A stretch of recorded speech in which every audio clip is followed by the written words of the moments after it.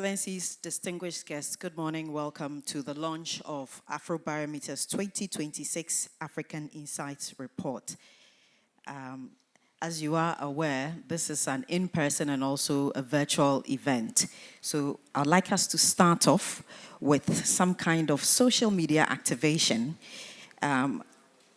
Be reminded that the event is being streamed live on Afrobarometer's YouTube page, and also CNBC Africa's X and LinkedIn pages. And the hashtags that we are using, African Insights 2026, Voices Africa, and Beyond Borders. So it's hashtag African Insights 2026, hashtag Voices Africa, and hashtag Beyond Borders. My name is Francisca Kakra-Forson. I work at City FM, and I also work as a lawyer, and I'll be moderating this event. So welcome to you all. I noticed that there was already networking happening, and I got the sense that this was going to be an insightful and a collaborative event. So thank you all for coming. We'll kickstart and go straight to the welcome remarks, and I'll call the CEO of Afrobarometer, Mr. Joseph Asunga, to give us that. A round of applause.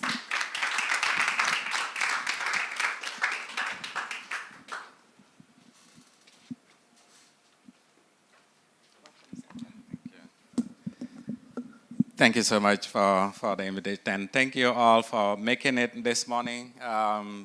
Distinguished guests, colleagues, partners, ladies and gentlemen, good morning and welcome.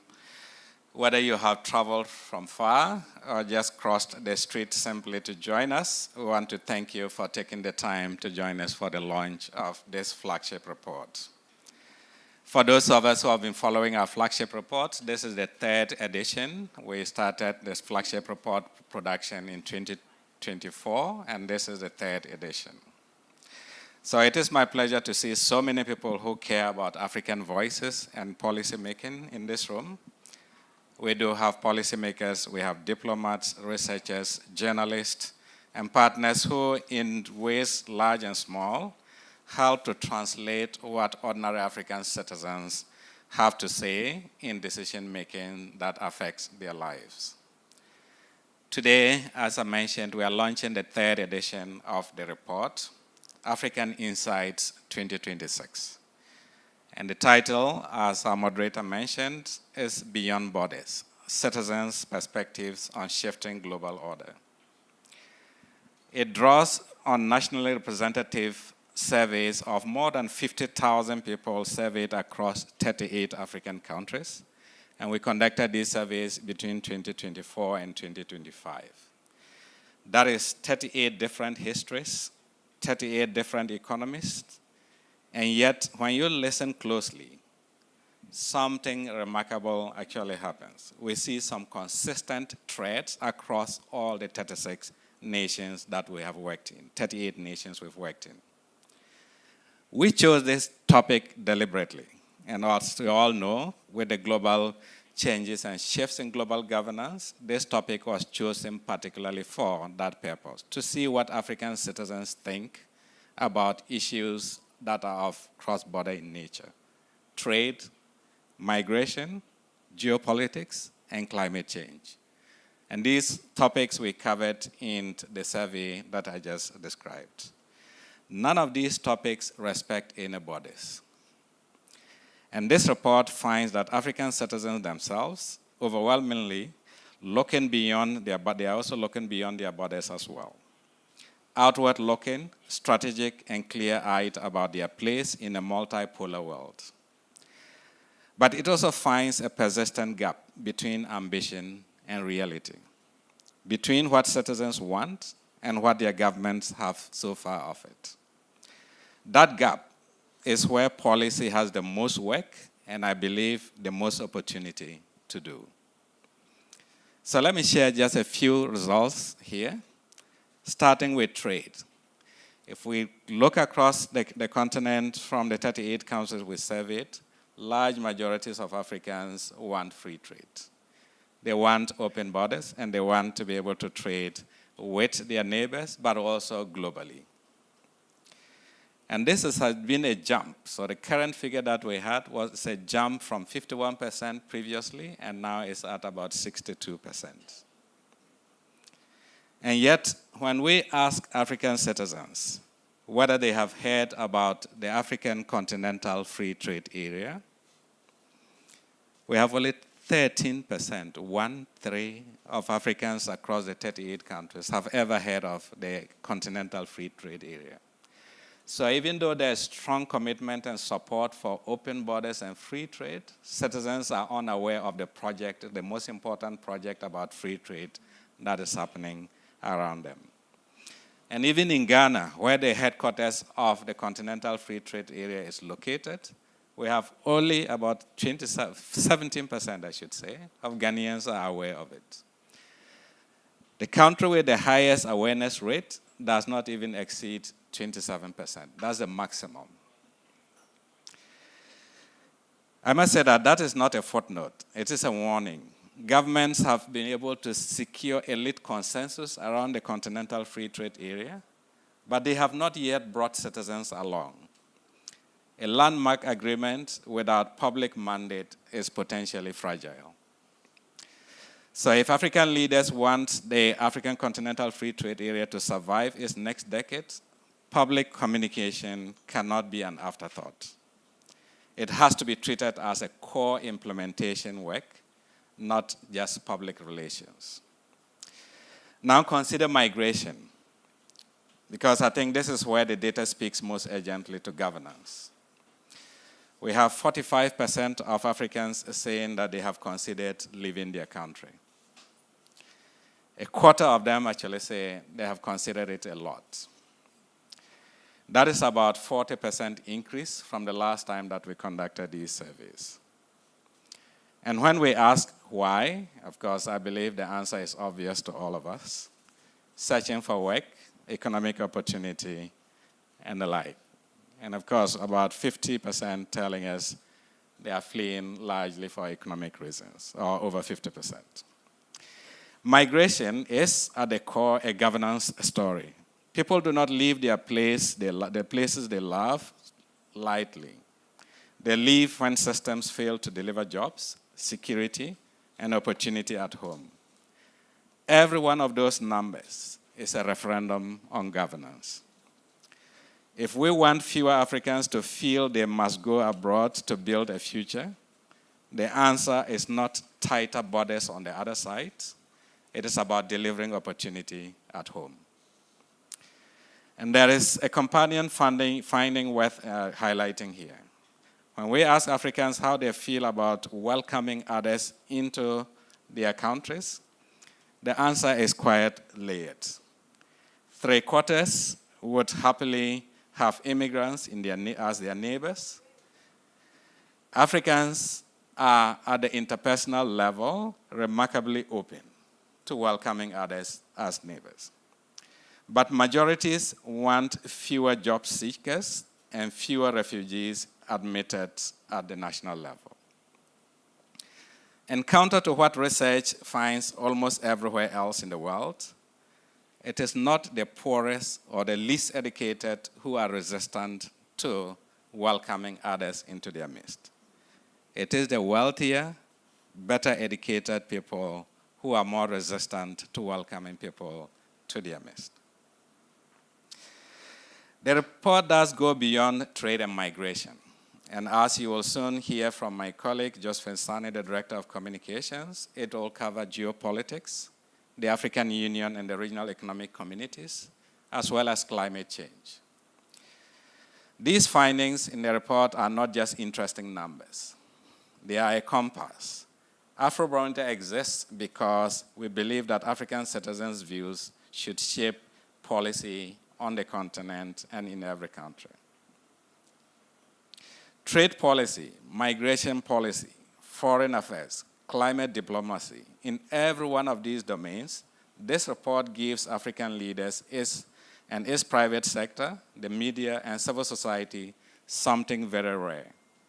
A continent-wide, statistically grounded account of what 38 African countries' worth of citizens are thinking. None of this would exist without the extraordinary work of our national partners across the continent. And for those of us who know us well, Afrobarometer works as a network of institutional partners located across every country that we work in. And so it's the efforts of our national partners I want to first commend for the work that they've done to put this data together for us. They often go through very difficult conditions and go to the lengths and breadths of every part of the countries that they operate in to make sure that we hear every citizen's voice in their respective countries. As an African-led institution, I want to thank our teams that are scattered across the continent, from Ghana to Zimbabwe to everywhere that we work in. Our staff work tirelessly day and night to ensure that we have this data. Yesterday we discussed this and somebody said Afrobarometer seems to be hiring just crazy people. And that is because sometimes you're sending a text at 2 a.m. and then somebody responds at 3 a.m. You're wondering, why are you still awake at 3 a.m.? But that is the spirit of the Afrobarometer project and the people who commit themselves to making sure that African voices are heard everywhere around the continent. Our appreciation also goes to our funding partners who believe in our mission to make African voices a key pillar of decision making. They make it possible for us to elevate the voices of ordinary African citizens in policy and development decisions. We are now working towards, and we discussed this extensively with our board members, setting up an endowment fund that will allow Afrobarometer to exist in perpetuity. And I do hope that by the time I am stepping out of this role, Afrobarometer will be in a position to have an endowment that allows it to continue to operate and bring this data and evidence to bear on the continent. I do hope that you will all support us in this effort, and we're looking forward to continuing to engage with you. Special thanks to our board of directors who have been with us since Monday, and all of you for making time to join us here. My hope is that everyone in this room, whether you draft policy, you cover it, you fund it, or hold it accountable, that you leave here today with at least one finding that changes how you do your work tomorrow. I thank you all so much and welcome to the launch of the Afrobarometer results.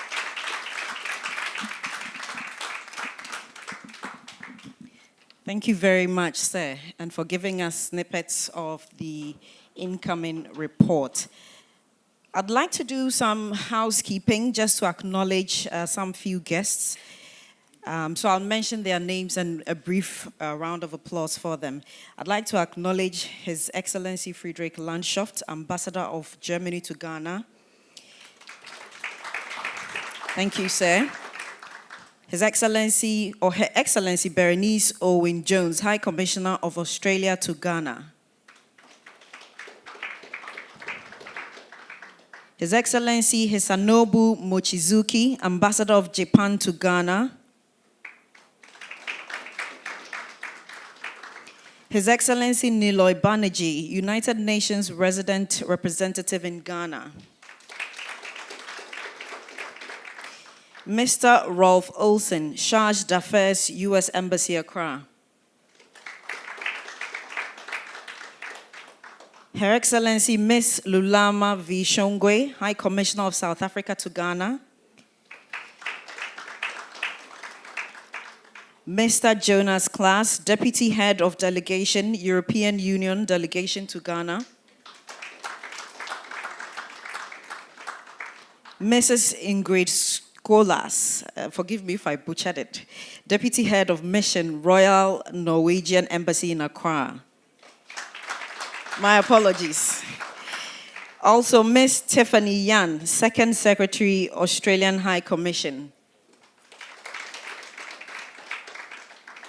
There are also some familiar faces and strong personalities, and also CSOs. With your permission, I'll just acknowledge a few of them. I just saw walking in the head of the National Media Commission, Dr. George Sapong. Oh, the PhD is not in yet. My apologies, Mr. George Sapong. But we are praying for it too.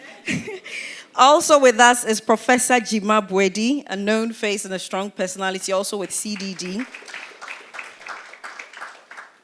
And one of the best teachers or lecturers in this country, Professor Audrey Gajapo. Prof, you know everywhere I go, I'll say I'm your student. Okay, thank you so much. I will come back again and acknowledge some of the CEOs, but at this juncture, I'd like us to proceed. But please remember that we're also live on YouTube. You can follow the hashtags or you can share hashtag African Insights 2026, hashtag Voices Africa, and hashtag Beyond Borders. Distinguished guests, ladies and gentlemen, at this point, I'd like us to call upon the ambassador, the German ambassador to Ghana for solidarity message in the person of Ambassador Friedrich Lordschaft. A round of applause.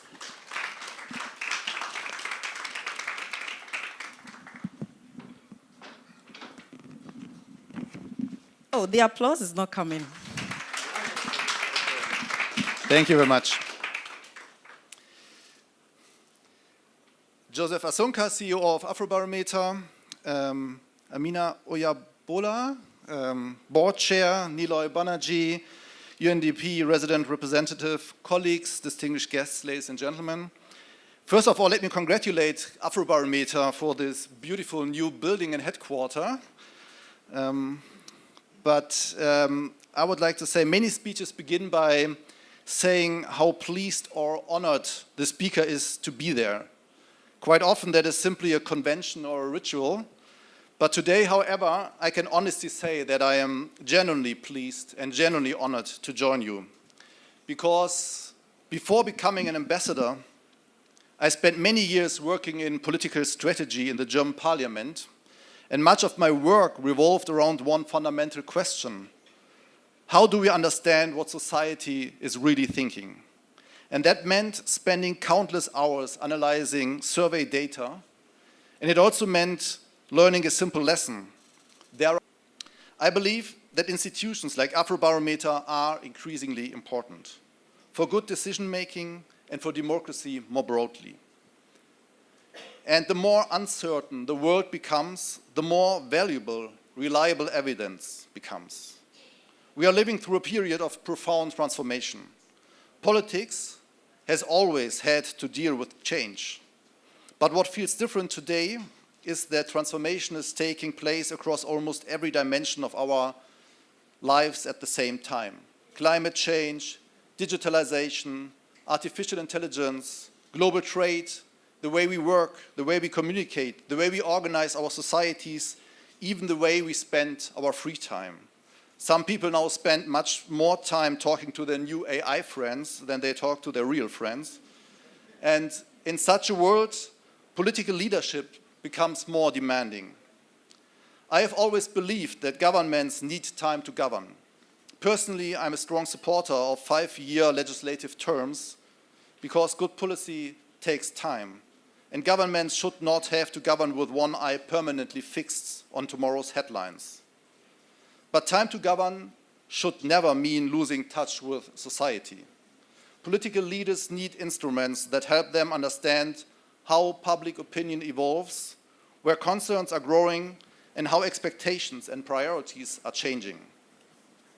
In Germany, our former Chancellor Angela Merkel was known for taking opinion research remarkably seriously.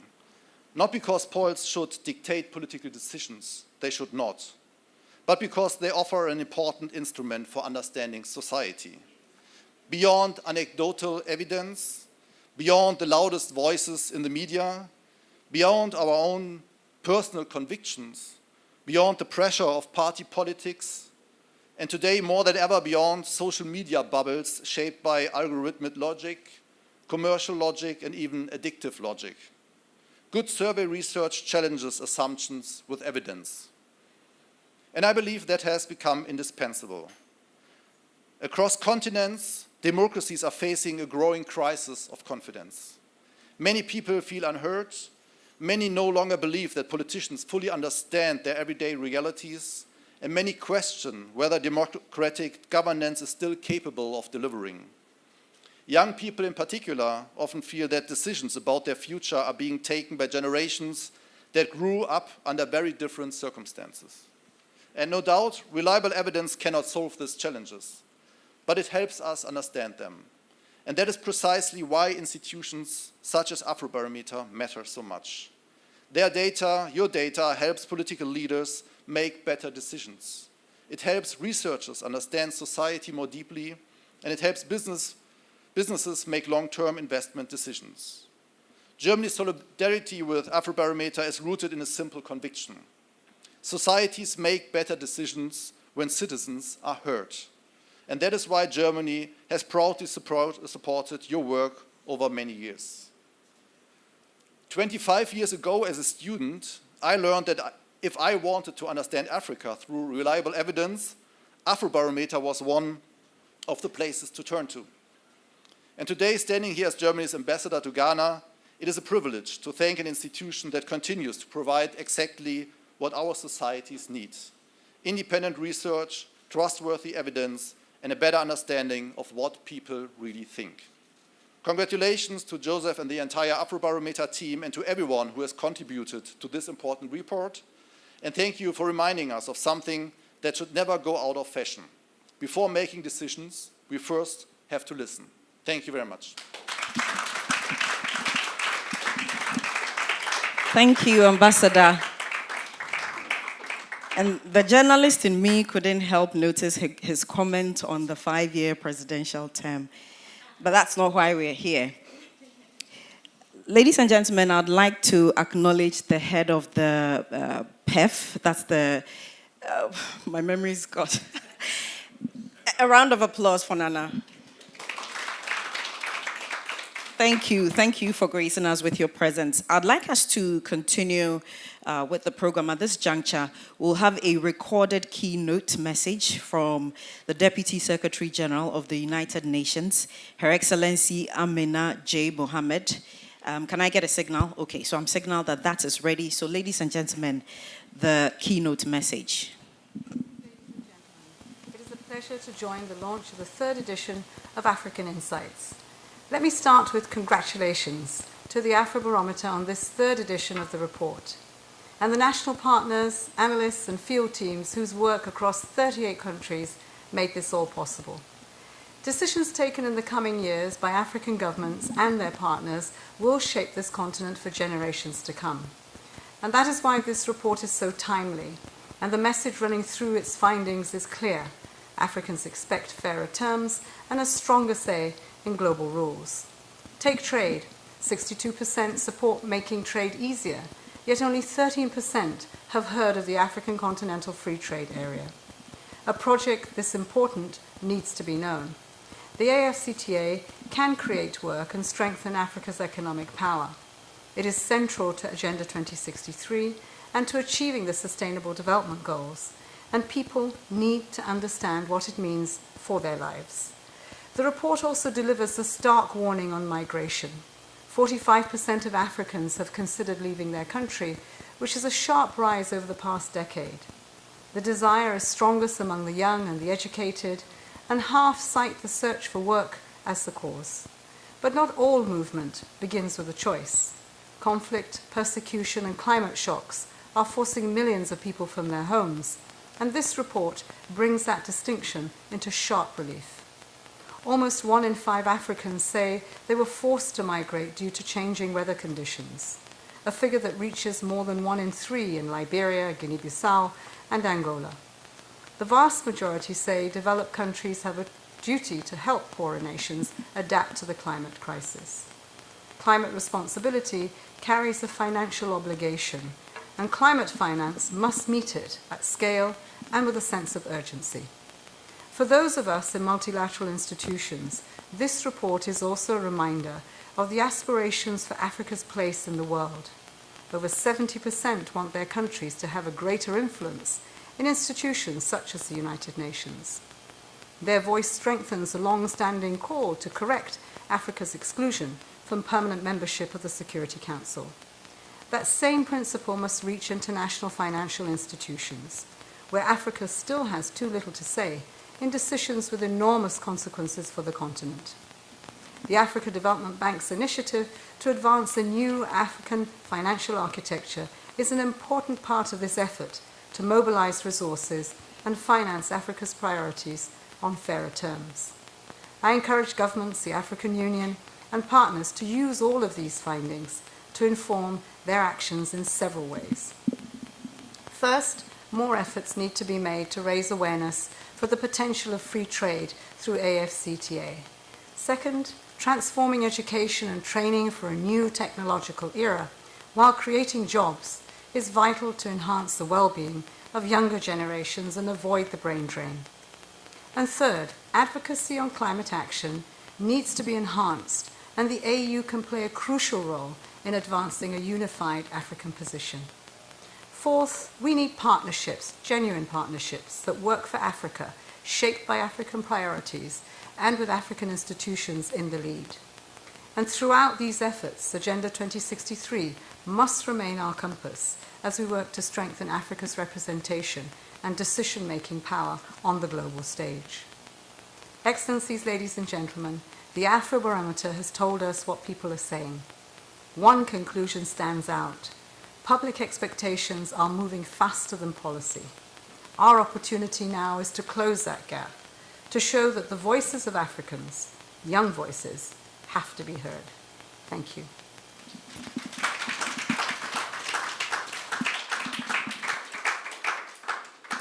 And we are grateful for that. I would like us to continue with another keynote address.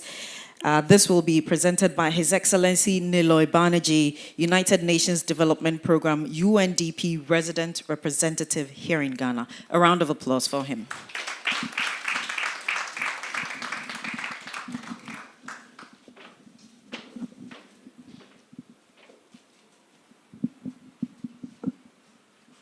Thank you, Francesca. I think I'm going to put the microphone down and hope it catches. No, you don't have to. I just gesture a lot with my hands. So. Good morning, Madam Chair, Dr. Joseph Asunka, Ambassador Frederick Longshot, other friends and colleagues from the diplomatic community, media, representatives of government, CSOs, academia. Prof, I wasn't your student, but hopefully one of these days. It's an absolute delight to be here because I used to... Put it in my pocket.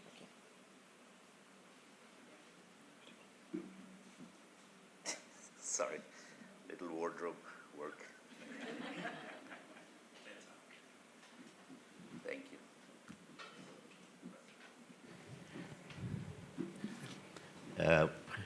Before I joined the UN 25 years ago, I used to work for the Ford Foundation. And we had done in India a study on public perceptions in the city of Bangalore. Just civic services provided by the local government. And that was such a tedious piece of work. So to you, Joseph, and your team, congratulations. This is doing it at Pan-African scale, 38 countries. It's just an amazing, humongous achievement.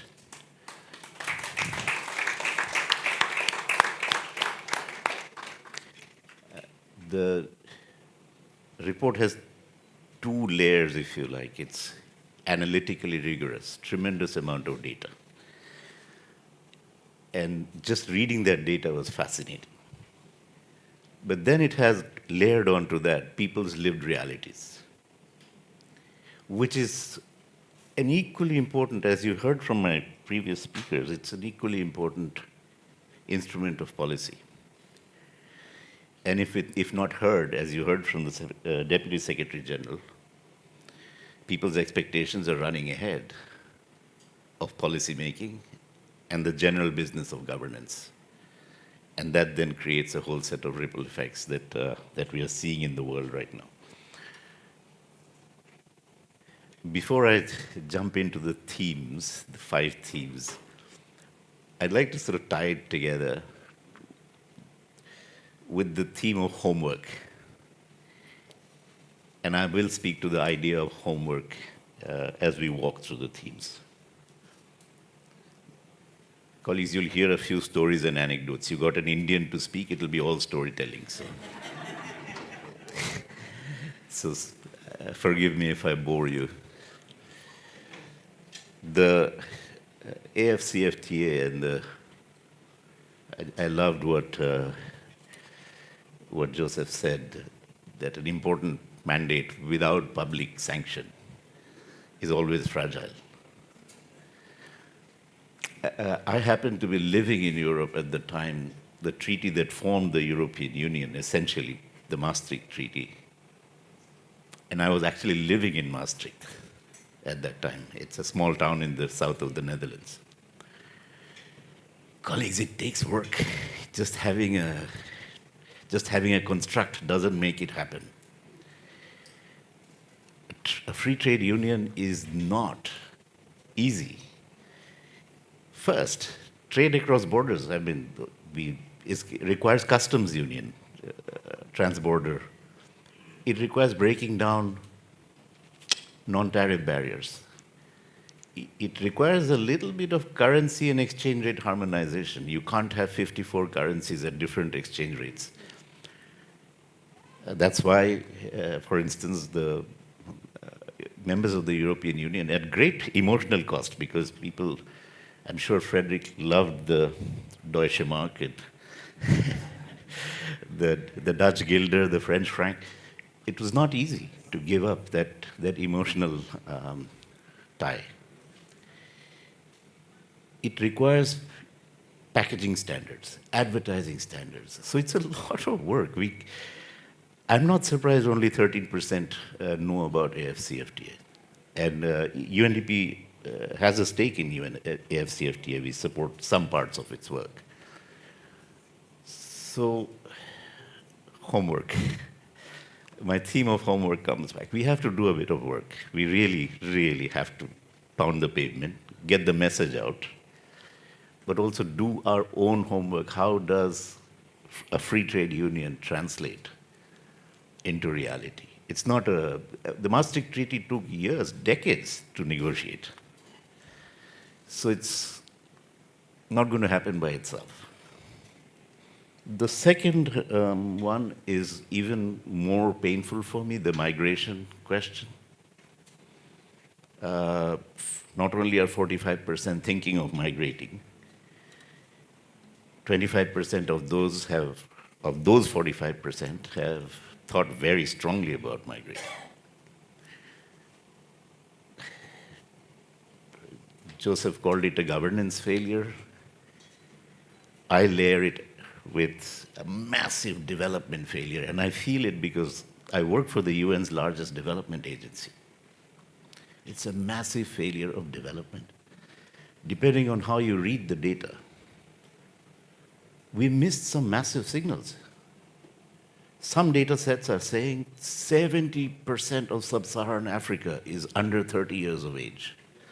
So you have this, and then we have a complete stagnation, in particularly the formal job market, civil service, private sector, corporate private sector jobs, military, police. But we did not anticipate this very well, of connecting these data points. We did not create the engines of growth and jobs or nurture them when we had them. Small and medium enterprises, which almost in every country in the world is the backbone of the economy. We did not nurture our small and medium. UNDP does a lot of work with small and medium enterprises. We curate them, we handhold them, we take them through a journey of 2-3 years, and they establish themselves. They even earn strong revenues based on the strength of their products or services. But then we can't grow them to the next stage because credit is not available. When it's available, it's at a very, very steep price. Taking a loan as a small and medium enterprise is an extremely expensive proposition. Our agricultural commodities, colleagues, shea and cocoa, they are massive employment generators. Normally, I come to this kind of events having done my AI research, so I don't today I didn't. I don't exactly have the numbers, but for every 1,000 tons of shea or cocoa we produce, we employ over 20,000 people, mostly women. Now, this is what we would call employment elastic sector. Every dollar in revenue generates almost similar numbers of employment. And you know, with the coming of the AI and digital age, I don't think this is going to be easier. So 70% youth, jobs disappearing, and we haven't built the job creating parts of or nurtured them. I mean, the cocoa sector, we've completely ignored. It's shocking. In 4 years, colleagues, Ghana's cocoa production has gone from 1 million tons a year to 400,000 tons. Halved, less than halved. Poor governance, poor financial planning. We don't know how to pay our farmers. We still owe farmers 3 years backlog of payments, cocoa farmers. So I'm not surprised people are wanting to migrate. And I'm not surprised that the tendency to migrate or be xenophobic, the receiving, is mostly at the upper echelons of education and income. I see this in my country as well. The people who want to move are usually the more educated and usually from reasonably well-endowed families. The third issue then is the issue of global multipolarism. And I think this is a good, Africa has been, as you know, a playground of the Cold War. It was the proxy theater for the Cold War. I think multipolarism now offers a different opportunity to leverage, to move, to not be tied to any particular school of thought. So I have to quote the founding father, Kwame Nkrumah, who said, we don't look east, we don't look west, we look forward. I think this is the time for us to be do diligent homework on this one, to see how we leverage this multipolarism. The report is replete with China. This particular chapter of the report says that China has been the biggest benefactor. There's a phenomenal data point. There's a chart in the report that says, who helped you most during COVID? China, by a long shot. So I think there is a possibility to leverage this to get, for instance, the negotiations on critical minerals, to get the right prices, to get the right terms of trade. Leverage is possible. So I'm very happy with this particular, but let's do our homework, how we position ourselves in this leverage. So back to my homework theme. The next one is a seat at global governance. This one is again interesting for me.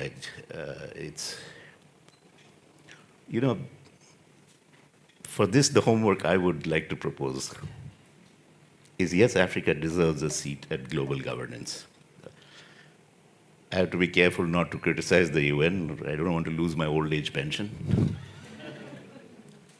But global governance, Africa does deserve a seat. But here I have a lesson from Asia. And my homework here is, colleagues, those of you in the room who have heft in the policy space, in the political space, look more to Asia, where in my lifetime, and I won't tell you how long that is because I don't want to reveal my age, in my lifetime, Asia has transformed. Coming from a very similar colonial background as Africa. And a lot of focus goes on to China and how China has transformed and almost eradicated poverty. And this year, colleagues, China will cross over into high income, before this year is out. It'll cross over into high income category. But there are others in Asia who are even doing this much more silently, without pomp and show. Vietnam. India, interestingly, sorry to be parochial, India quietly moved itself. It's now the 4th largest economy in the world. It's almost at par with Japan. Depending on which year, it's a little bit ahead of Japan. It's left the UK, France in the background. It's soon catching up with my friend Frederick. It'll probably reach Germany's level of GDP in the next 1.5, 2 years. India has quietly transformed itself without much hoo-ha. Not very well noticed, except maybe in some parts of the liberal media. One of the biggest things India changed, which is a topic here, as you know, with the midterm review of the budget and the IMF graduation, one of India's biggest successes is revenue collection, taxes. India's tax collection has gone through the roof in the last 7, 8 years. It did not do that usual thing of the income tax inspector coming and knocking on your door at the middle of the night. It simply changed the system. India's economy was hugely cash-based. Extremely wealthy businesses paid very little taxes because it was cash-based. You went into a very thriving pastry shop and brought your croissants and pastries, and then you paid by cash. No record of it. Overnight, India changed it. Now you cannot have any transaction above $450, roughly, equivalent, without either a credit card or a check, something that generates a memo. And it's not just you walk into a shop, pay money, and go. Tax revenues have changed dramatically. But one country I'd like to, which I know very well, I'd like to point out, is Malaysia, because it was my last posting before I moved here. My colleague Edward is flinching because he knows this is the story I tell often. Colleagues, Malaysia and Ghana became independent in the same year, 1957. They have the same population size, 33 to 35 million. They have the same natural resource base, oil and gas, oil and palm, rubber and tin. Here, of course, you have oil and gas, cocoa, shea. In fact, Malaysia's first oil palm tree went from Ghana. Malaysia is now the world's second largest exporter of oil palm, otherwise known as vegetable oil in the supermarket shelves, after Indonesia. Malaysia has just crossed over 2 years ago into high-income country, quietly, without fanfare. I'm quite sure most people here have barely followed Malaysia's trajectory, and it was not based on oil palm or oil and gas. Malaysia's biggest export is electronics. It's the 6th largest, 7th largest microchip and semiconductor maker in the world. Aircraft avionics systems, the dashboard of the aircraft of Airbus or Boeing, most of it is made in Malaysia. So it's, sorry, I do have 20 minutes, right? I have 5 minutes to write. Malaysia's biggest export by far is manufacturing, colleagues, and high-end manufacturing, done by deliberate work of policy. Every state in Malaysia has what you call the export processing zones or the industrial zones with huge tax breaks for Siemens or Mitsubishi, whoever wants to come and set up. So the homework, colleagues, is global governance will give us a seat if we build heft. India got invited to the G20 first, and now it has an honorary seat at the G7 because of the economic heft, not because we kept raising our voice, need a seat at the Security Council, which we still haven't got. So some homework there. And the final point then, climate change. This is going to be the battle of our lives. And I normally don't read speeches because my eyesight is so bad, but I had to take this line from the report. Africa's disproportionate burden. The report says this stark imbalance between minimal responsibility and maximal vulnerability places climate change squarely at the intersection of global justice, international cooperation, and Africa's development. This is one, colleagues, where we have to forge partnerships. Our homework is to forge partnerships. We have to stop thinking Western world, Eastern world, Northern world, Southern world. This one we all need to join in, and this is the homework on this one. colleagues, thank you for listening. In conclusion, I have maybe one thing to say. My African colleagues in UNDP are increasingly using this term, this expression, Africa's time, on Africa's terms, Africa's time on Africa's terms. I would add on a little thing, based on African homework. So congratulations, this is a phenomenal piece of homework. Thank you so much.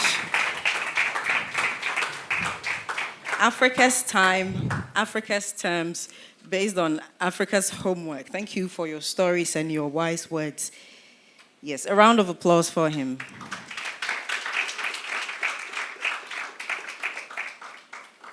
We are nearing the all-important moment where we'll see details of the report, but permit me to acknowledge some of our CSOs here with us.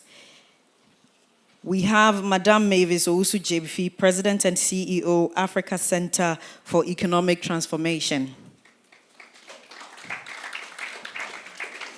Also, Alhaji Ibrahim Tanko Amidu, Executive Director, Star Ghana Foundation. Madame Agbenadi, Programs Manager, Star Ghana Foundation. Mr. Nehemiah Atiga, Principal Lead of Odikro. We also have from Pens Plus Bytes, Mr. Jerry Sam, he's the Executive Director. I don't see them, but I appreciate the clapping. Thank you very much. I'm sure that we are acknowledging them whether or not they are here. But final two from Third World Network Africa, Dr. Yao Graham, Executive Director. He's not here, but we'll give a round of applause to them. And finally, West Africa Civil Society Institute, WASI, Nana Santua Fajinu, she's the co-founder, and Michael Ohenefa, National Director of Lead Afrique.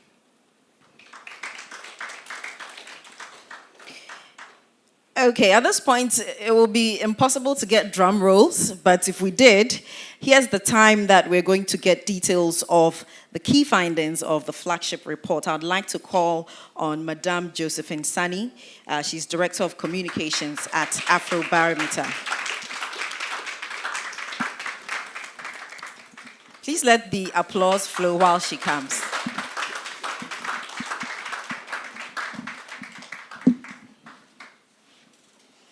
Thank you, Francisca. You know how comms people do their thing. Before we share the findings, can we have a little exercise? Let's all bring out our phones. Let's go to X, Twitter. Look for Afrobarometer. No X. No? Really? Okay. Facebook. I'm sure everyone here is on Facebook. Let's look for Afrobarometer. Follow us. For the Gen Zs, let's go to Instagram. Follow us. We're still Afrobarometer. We're streaming live on YouTube. Please look for Afrobarometer on YouTube. And like some people will say, share the link, share the link. And then finally, we're also on your WhatsApp channel. So look for us and subscribe. Thank you. All right, so I'll be sharing the findings from our latest report.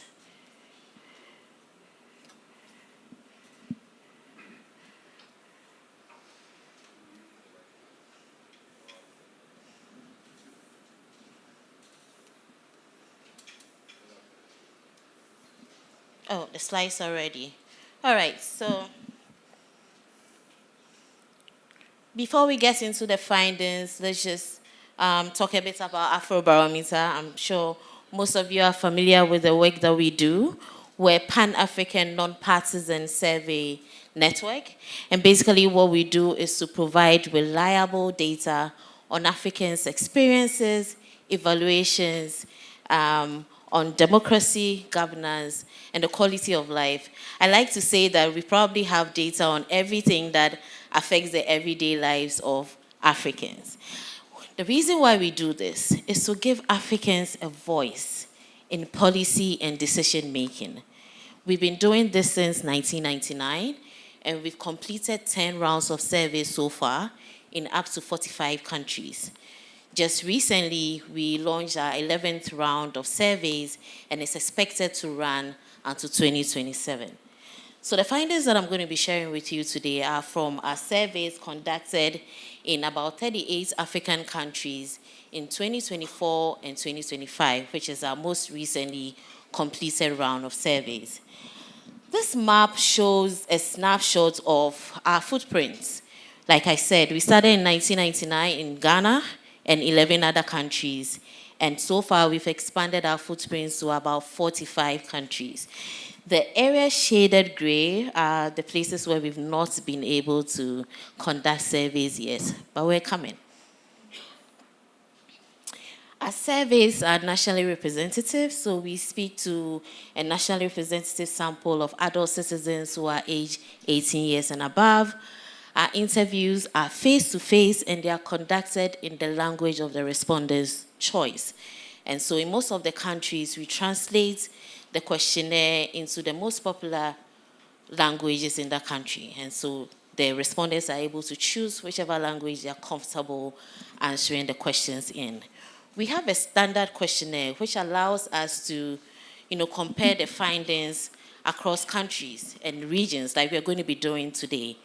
But also in every country, we have slots for what we call the country-specific questions, where we introduce questions about issues that are only peculiar to those countries. And so if you look at Ghana's questionnaire, for instance, you see things, for instance, about the e-levy or school feeding, which are things you will not see, for instance, in a questionnaire for Benin or Liberia.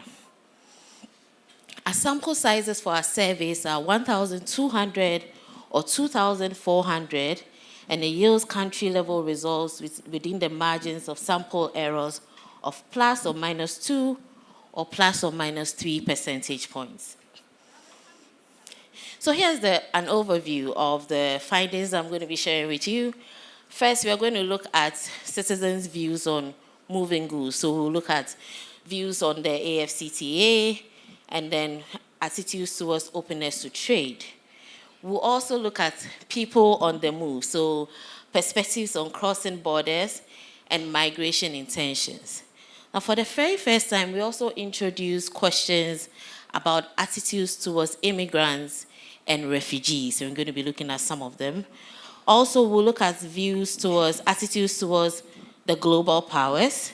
And then finally, citizens, regional, continental, and global voice. And finally, we will look at some global challenges, Africans' views on global challenges such as climate change. So first, we start with views on openness to trade and awareness of the African Continental Free Trade Agreement.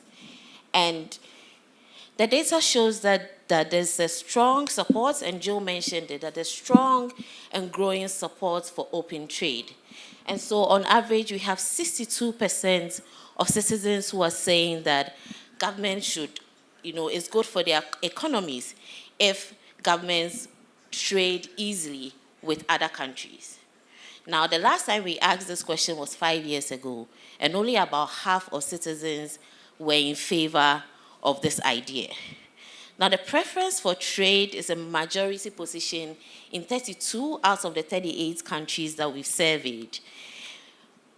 But then in countries such as Gambia, Angola, Madagascar, and Mauritania, we still have majorities who prefer limited trade. In Senegal, the citizens are evenly divided on this issue. We also asked the respondents where their government should look, if they want to expand trading relationships. And fully 2/3, that's 66% of the respondents say that their government should look globally. instead of just limiting trade to the sub-region or to the continent. But then just know that this does not mean there's an opposition towards intra-African trade. It's actually, both are quite compatible. Now, when you look at the country breakdown, Malawi and Mali are the only countries who wouldn't want to prioritize global trade. But even for those countries, we see that the support is in the plurality. So we have about 4 in 10 supporting this. So now that we know that there's growing support for trade, open trade, let's look at people's views on the African Continental Free Trade Agreement. Only 13% on average across the 38 countries that we surveyed say they are aware of this agreement. And even in Ghana, which is like one of the first countries to have ratified this agreement, and a country that actually hosts the Secretariat, just 17% are aware. And Joe mentioned it, that when you look at even the countries where we see the highest levels of awareness, it's just about a quarter. So we have countries like Guinea-Bissau, Gabon, Cabo Verde, which record the highest levels of awareness, but that's just about a quarter. But then awareness is also really heavily skewed towards the highly educated and informed. I'm going to let this sink in a bit.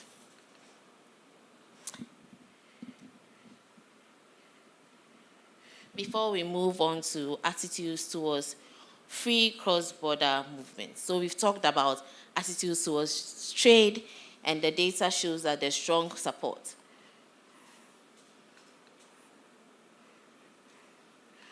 But how do people feel about allowing people from other countries to freely move in and live and work in their countries?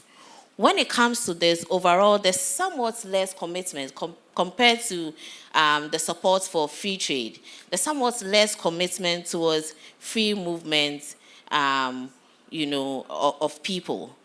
On average, we have a modest majority, which is just about 56%, who are saying that they're okay. They favor the idea of having people move freely within the sub-region to work. But we have 40% who are saying that, no, their government should actually limit this kind of free movement so that it protects the citizens' access to jobs and opportunities. Now, majorities in 26 countries, 26 out of the 38 countries that we surveyed, favor free movement. And it reaches as high as 8 in 10 in countries like Uganda, Liberia, and Eswatini. Now let's look at what happens actually in practice. So here we are going to look at the ease of cross-border movement. So in the previous slides, we saw that at least there is some level of support for free cross-border movement. But in reality, it really doesn't exist. So on average, just about a quarter of citizens say that they actually find it easy or very easy crossing the borders, within their sub-regions, either to trade or to work, right? And when you look at all of these countries, so on average, we have 63% who are saying that they actually find it difficult.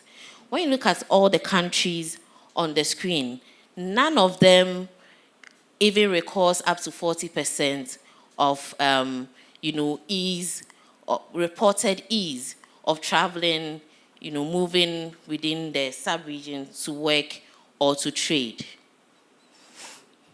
But then if you look at it regionally, North Africans and Southern Africans actually report favorable levels of ease compared to West Africans, Central Africans, and East Africans. Now we're going to move to people's intentions to migrate. It's probably one of my favorite data points. And here the data is showing that about half of Africans say they have thought of leaving their countries to live in another country, either a lot, somewhat, or a little bit. Now, regionally, West Africans are most likely to want to migrate. you know, they are twice as likely actually as East Africans and Northern Africans to have expressed their intentions to leave their countries. And in countries such as Gambia and Liberia, we have more than half of the citizens saying that they've given it some thought. The main reasons, the top reasons that these potential migrants cite are economic. So first is to look for jobs, or secondly, to escape poverty or destitution. The first time we asked this question on desire to migrate was in our 7th round of surveys, which was conducted in 2016 and 2018. And if you compare the findings across the 31 countries that were surveyed in both rounds, you see that the intention to migrate has increased substantially. So here we are looking at those who said they've thought of migrating a lot. And in 20 out of these 31 countries, we saw significant increases, led by Ghana and Gambia. In these two countries, the desire to migrate, the intention to migrate a lot, has increased by 24 percentage points. Togo and Sao Tome are the only two countries that recorded significant declines in the proportion who said they've thought of migrating a lot. Now, who wants to leave? It's mainly Africans' youngest and most educated who have thought of leaving the country. So here we're looking at those who said they've considered migration a lot. And here we see that Africans' youngest and most educated say that they have given it a lot of thought.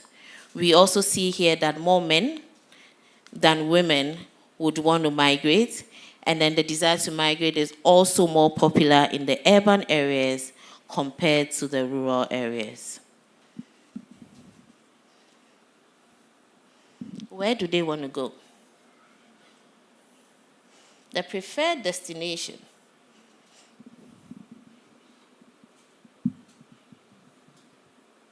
So here we are looking at, so we have the 55% here are those who said they've not considered migrating.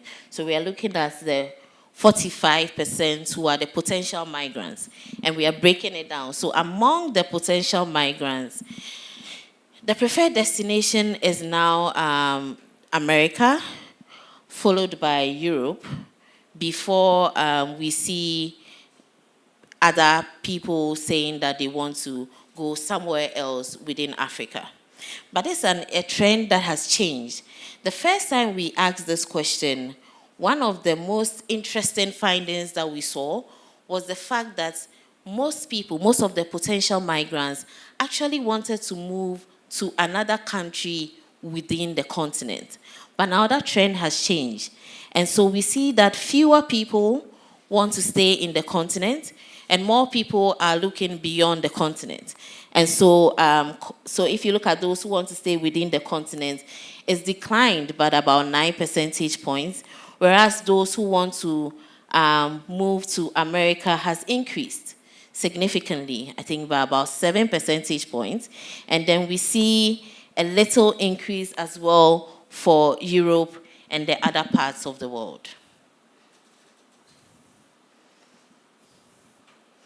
So now Africans are actually looking outward beyond the continent. We're going to shift our focus now to attitudes towards immigrants. We've already spoken about our desire to leave. Now, how welcoming are Africans towards those who want to come into their countries? We asked if it's good for the national economy for people to move into their countries to work or trade. And here, people are evenly divided on this issue. We have 45% on average saying that, having people to move into the country to work for a very long time is actually good for the economy. And then another 44% saying, no, that's bad. Now, if you look at the opposition towards the idea, I mean, the the proportion of Africans who think that it's actually bad for the economy if people move, for migrants to move into their countries to work.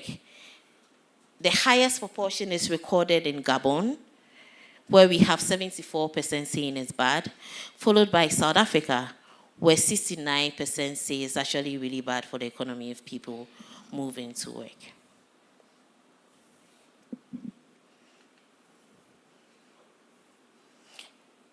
And then we also asked whether their countries should be allowing more, the same number, or fewer job seekers, so fewer immigrants, into the country. And on average, about 49% want to see fewer job seekers trooping into their countries. And 15% say they actually want none at all. Only 15% said they want more. Guinea-Bissau and Comoros are probably the most welcoming countries. I mean, they are saying that they want more. So we have, in Guinea-Bissau, we have about 40% saying that more people should come in, and Comoros has 34% saying more should come in. We're going to turn our attention to the question about what shapes Africans' attitudes towards immigrants. And I find this to be very interesting because when you look at the literature coming from the US, from the Americas and Europe, it shows that educated people are actually more culturally tolerant and they are more open, welcoming. And they are also more likely to be open towards immigrants. But our data shows us a different trend. In Africa, so unlike the rest of the world, it's actually those who are most educated, those who are most skilled, and the wealthiest who express the strongest resistance to immigrants. Next, we are going to look at Africans' views on the global power. So how Africans view the field and their voice on the global stage. And one of the questions we've been asking citizens is to tell us whether these countries, these superpowers, have positive or negative economic and political influence on their countries. And here we're seeing that China is topping the list, with 62% of Africans saying that China's economic and political influence on their countries is positive. And then it's followed by the United States and Europe, where we record just about half of citizens saying that, and then it's followed by 4 in 10 for former colonial powers, India, and Russia. Now let's look at the trends. The last time we asked this question was in 2019, 2021, and there's been a few changes in attitudes. So for instance, for China, nothing has changed. Right? Across the 30 countries that we surveyed in both rounds, nothing has changed for China. But the perceived positive influence for the United States has declined by 6 percentage points. And then the perceived negative influence for United States has increased by the same proportion. And then when you look at Russia, there's been a little increase in the perceived positive influence, which is just about 3 points. But then when you look at the perceived negative influence, it's increased from 17% to 23%. Now, this is to say that it's very important to note that there's a strong correlation between the positive views of these countries. And so, for instance, someone who's likely to say that China has positive influence on their country is also very likely to say same about the US or Russia or any of these superpowers. Now let's come home to Africa and look at the perceived influence of the African Union and the regional economic bodies. Now, Africans rate the influence of the AU and the regional economic bodies more favorably. And so we have 55% saying that the AU has positive influence, and then we have 56% saying that the AU has positive. So if you compare it to the previous chart, you realize that with the exception of China, the views on AU and the regional economic bodies is actually better than the other superpowers that we saw.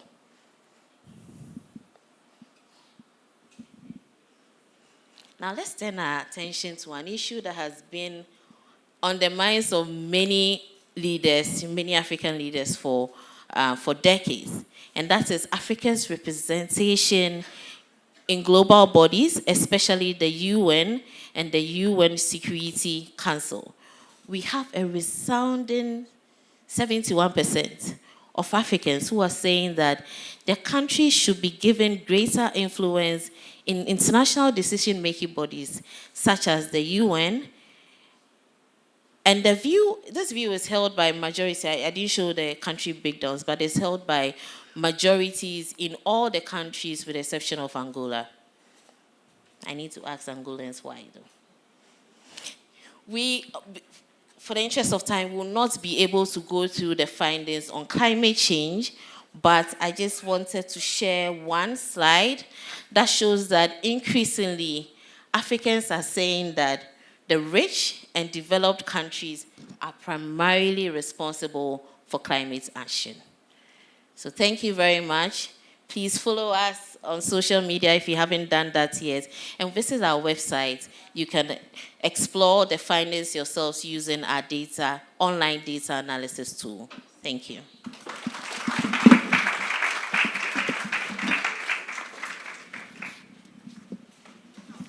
Thank you, Josephine, for the great work there. The stories coming from the data, interesting. We're all set for a panel discussion to further break down the statistics and getting to interesting insights from our panel members. But I would like that we take a short break. It could be a bathroom break. You could get some water so that we can set up. Does that work? Great. So we can spend 5 minutes. So we'll be back at 10 past 11. Thank you very much.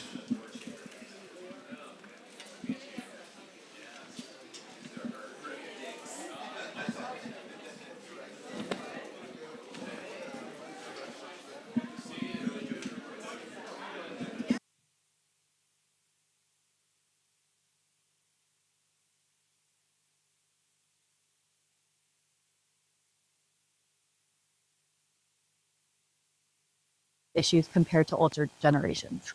What we find is more educated people tend to have more progressive views on sexual reproductive health and rights. And when you look at the Afrobarometer data set, younger people are much more educated than the older cohorts. And we think some of the drivers of progressive attitudes towards sexual reproductive health and rights is driven largely by education. And so because the younger people are much more educated, they tend to have more progressive values and our views towards SRHR issues. And so on our data set, whichever country you take, you will always have majority of younger people being more progressive, maybe more supportive of, say, universal access or unrestricted access to contraception. And I think in some ways, for young people to have these progressive views is a positive signal for us when it comes to working in this issue, because, of course, we know that the median age in Africa is 19, and so it's a very young population. And having them have these progressive views about what it means to have the tools that allow young people to plan their lives is critical. And we are glad to see that that is the case in the data. Right, yeah, and that's great news for the future of SRHR. And we've seen it in the OP countries where the youth are demanding to be drivers of change. And I was mentioning earlier the example of the amount of activities and program designs that are geared towards youth and providing them for better access to contraceptives, education, as well, comprehensive sexual education. So we're not surprised at all that they're more interested, more progressive about their future, and understanding that all of the decisions that they might make about their lives are going to be also directed and skewed depending on how many children they have and when. And so being able to plan for their families around their work, about their faith, their religion, their values is also extremely important. And that to understand that family planning affords them that it's a right. It's not just a health issue, it's also a right that they have to be able to plan. And so seeing that coming out of the result as evidence and not just anecdotal was also very important for us. The survey covered 38 countries, 7 of which are Ouagadougou Partnership countries. When you compare those 7 countries to the rest of the continent, you see real gaps. For example, only 44% of respondents in the OP countries support contraceptive access, regardless of marital status, compared to 58% across Africa as a whole. Joe, can you walk us through what the data shows about how the OP countries compare to the broader continental picture and where you see signs of change? All right, so the survey did cover 38 countries on the continent. 7 of those were from the Ouagadougou Partnership, and then 31 countries for the rest of the continent. If we look at the averages in terms of women's support for contraceptive access, for example, the rest of the continent, the 31 countries, we often have majority support for access to contraceptives. And then, of course, even when it comes to women's autonomy in decision making, there's still that high support in the rest of the continent compared to the Ouagadougou Partnership countries. And I think, of course, that is the start of the Ouagadougou Partnership was actually orchestrated by this gap, that the rest of Africa seems to be more progressive in these issues than the Ouagadougou Partnership countries. And I'm glad that at least it looks like in some of the countries in the Ouagadougou Partnership, the gap seems to be closing.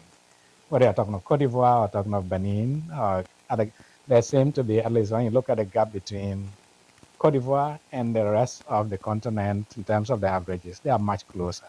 And the hope is that the rest of the Ouagadougou Partnership countries will come up as interventions by Marie and her team progresses. Marie, I'd love your perspective on that continental gap. The Ouagadougou Partnership was explicitly founded in response to the fact that Francophone West Africa was falling behind the rest of the continent on family planning, and this data suggests that that gap still persists. From your vantage point, what's driving it, and what does the survey tell you about where there are opportunities to close it? Right. So the difference is, as Joe was saying, the premises of the Ouagadougou Partnership was that difference that was being seen. For many reasons, language was one of the reasons, less interest from foreign institutions and organizations because it's not a region that they really understood. A set of social norms and values that these countries share. And I'll talk about some of the differences they also have. And that is the reason why the Ouagadougou Partnership was put in place. And also one other mention is that the amount of funding and investments that were going to Francophone West African countries was less. For every dollar invested in the rest of Africa, about 70 cents were invested in Francophone West Africa. So that accounts for some of this gap that we were seeing. But I think the great story about the coming out of the results that we saw is that gap is closing. And for me, coming from the region and seeing some of these results, I was pleasantly surprised about the amount of support that I was not expecting to see. And so that just goes to show that the efforts are paying off, that there's impact in some of these policies that we've been putting in place. And I think the greatest story here also is that there needs to be more support for demand generation, demand creation, tackling those these social norms and values that are hindering the progress and uptake for family planning and contraception. The survey establishes a baseline. This is the first time that we had this kind of granular continent-wide data on public attitudes towards reproductive health. Marie, given the Ouagadougou Partnership goals over the next 5 years, what do you hope future rounds of this data might show? And what needs to happen in terms of policy and programming and investments and political will to help move those numbers? I think the first step is to help Afrobarometer, linking them with experts from the field, from the region, from the ministries of health. What do they want to know? Is there a particular policy that they think if the constituencies thought a certain way, that would help have more progressive laws and regulations around and policies around SRHR, and being able to include that in the questioning and the surveys.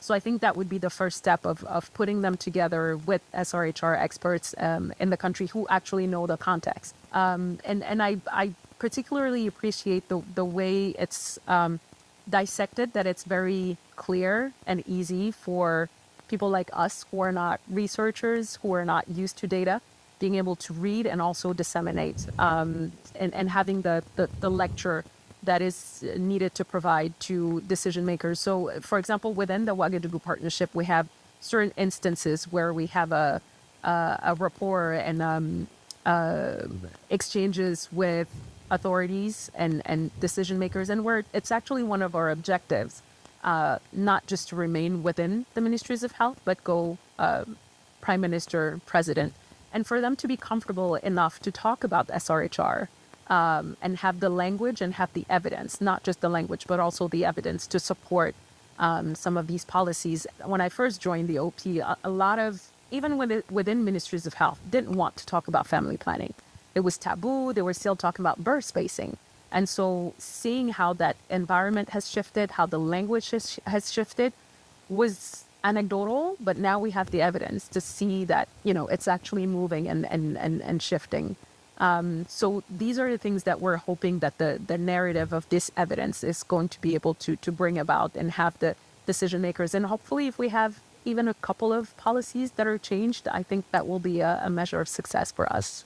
Joe, Afrobarometer's core mission has always been about democratic accountability, giving citizens a voice and giving policymakers the data they need to respond to what their constituents want. As you think about the future of this work, what does success look like? And how does Afrobarometer fit into the larger ecosystem of actors who are working together to translate this data into change?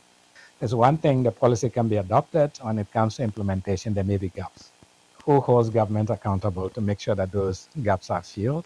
I think our overall objective is that sustaining that democratic foundation that allows citizens to be the ones who really can move the needle.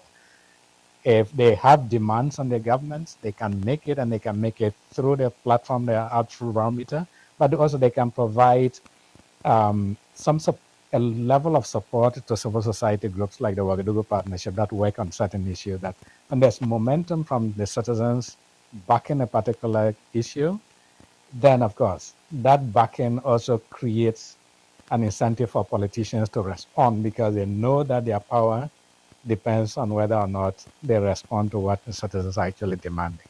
And I think creating an environment where that kind of accountability relationship can thrive is where we want to go. And I do think, what Marie said was, going into the next iteration of this particular survey on sexual reproductive health and rights, just thinking about what questions we should be asking. And I think engaging with ministers of health makes a lot of sense, because they would use the data. And we create the data because we want it used. It's not just creating the data.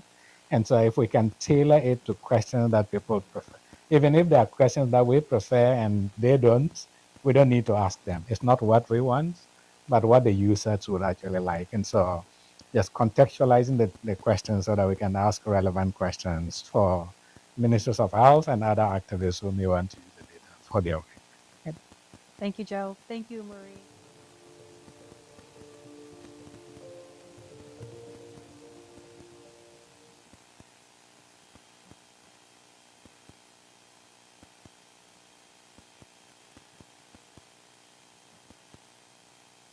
My name is Joseph Asunka, CEO of Afrobarometer. Afrobarometer is a Pan-African survey research project.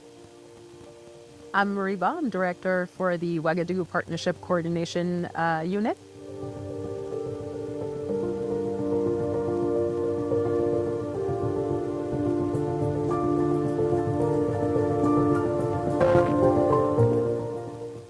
Joe, Afrobarometer has been tracking governance and democracy across Africa for more than 2 decades, but this is the first time that you've included a dedicated module on sexual and reproductive health. The survey reached nearly 51,000 respondents across 38 countries between 2024 and 2025. Can you walk us through the headline findings? Was there anything in the data that surprised you? The key highlights from this study is that support for women's autonomy in decision making about when to get married. There's a lot of support for that. So we have majority support for the women's autonomy to decide on when they will get married. We also have a good level of support for when women will decide whether or not to have children and how many children to have. I think the distinction is that support for women's autonomy in childbearing decisions is much lower than when it comes to women's autonomy in marriage decisions. So that's one big difference. The strongest indicator for support in this data, the findings, is girls' education. There's a strong support for girls who get pregnant to go back and continue their education. And this is across all countries that surveyed, is majority view on the continent. Marie, the Ouagadougou Partnership has been working in Francophone West Africa for 15 years, precisely because this region has lagged behind the rest of the continent in terms of family planning access and outcomes. Now you have survey data from 7 of the 9 OP countries showing, for example, that support for women's autonomy in reproductive decisions sits at 42% on average, compared to 62% across the continent as a whole. Was anything in these results particularly surprising to you, or did the data largely confirm what you've been seeing on the ground?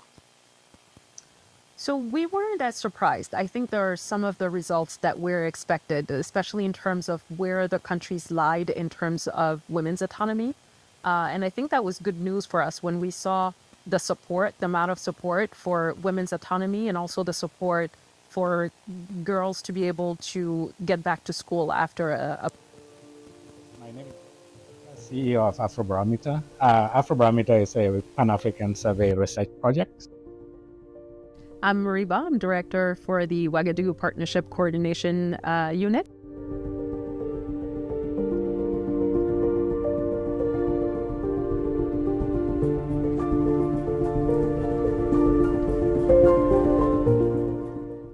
Joe, Afrobarometer has been tracking governance and democracy across Africa for more than 2 decades, but this is the first time that you've included a dedicated module on sexual and reproductive health. The survey reached nearly 51,000 respondents across 38 countries between 2024 and 2025.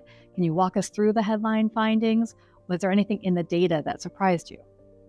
The key highlights from this study is that support for women's autonomy in decision making about when to get married. There's a lot of support for that. So we have majority support for the women's autonomy to decide on when they will get married. We also have a good level of support for when women will decide whether or not to have children and how many children to have. I think the distinction is that support for women's autonomy in childbearing decisions is much lower than when it comes to women's autonomy in marriage decisions. So that's one big difference. The strongest indicator for support in this data, the findings, is girls' education.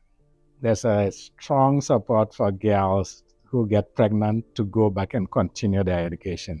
And this is across all countries that surveyed, is majority view on the continent. Marie, the Ouagadougou Partnership has been working in Francophone West Africa for 15 years, precisely because this region has lagged behind the rest of the continent in terms of family planning access and outcomes. Now you have survey data from 7 of the 9 OP countries showing, for example, that support for women's autonomy in reproductive decisions sits at 42% on average, compared to 62% across the continent as a whole. Was anything in these results particularly surprising to you, or did the data largely confirm what you've been seeing on the ground? So we weren't as surprised. I think there are some of the results that we're expected, especially in terms of where the countries lied in terms of women's autonomy. And I think that was good news for us when we saw the support, the amount of support for women's autonomy, and also the support for girls to be able to get back to school after a pregnancy, because school pregnancies are a huge issue in some of these countries. Obviously, I think what the data shows and what some of the results show is that we still need to focus on some of these values and social norms and demand creation, right, for family planning, because there's this dichotomy between the aspirations, and that's coming from men and women, right? The aspirations that they have for women to be able to decide. But then when it comes to how they decide, that's where access to contraception is a bit more, at least in their views, should be more limited. And again, that part we're not as surprised as well, because a lot of them will think that that should happen through abstinence, which isn't as realistic, obviously. Young people and youth are being sexually active. They need the information, they need the education, and they also need the access to contraceptives if we want to prevent early pregnancies and girls getting out of school and not being able to finish their education. One of the things that stands out in the data is how much attitudes vary by demographic group, different education levels, whether they're living in cities or in rural communities, and how old they are. Joe, what does the data show about how younger Africans view these issues compared to older generations? What we find is more educated people tend to have more progressive views on sexual reproductive health and rights. And when you look at the Afrobarometer data set, younger people are much more educated than the older cohorts. And we think some of the drivers of progressive attitudes towards sexual reproductive health and rights is driven largely by education. And so because the younger people are much more educated, they tend to have more progressive values and our views towards SRHR issues. And so on our data set, whichever country you take, you will always have majority of younger people being more progressive, maybe more supportive of, say, universal access or unrestricted access to contraception. And I think in some ways, for young people to have these progressive views is a positive signal for us when it comes to working in these issues. I'd like to call Madame Yewande Giwa, Senior Country Officer for the International Finance Corporation, IFC.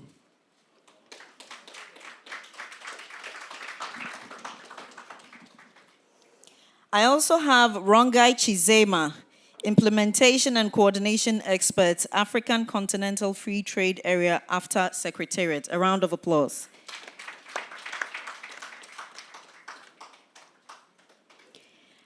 And Marie Noel Wonkolo. Thank you. I was praying not to butcher it. She says, well done. Okay, Marie is Policy Advisor, Jobs, Investment, and Economic Transformation. Ladies and gentlemen, your panel members, a round of applause.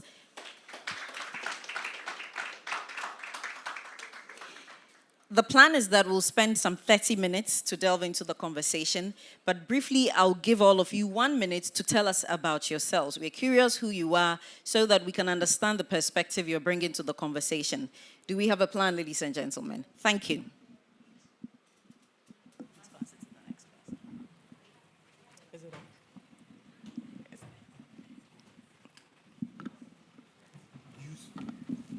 It appears I'm outdated. They're going to use the lapels. Is it on? Yes, we'll start with you, Eric. Okay, sorry, I was too much engaged in trying to get this done. What was the question? No, just tell us about yourself, what you do. Good. In 1 minute. Okay.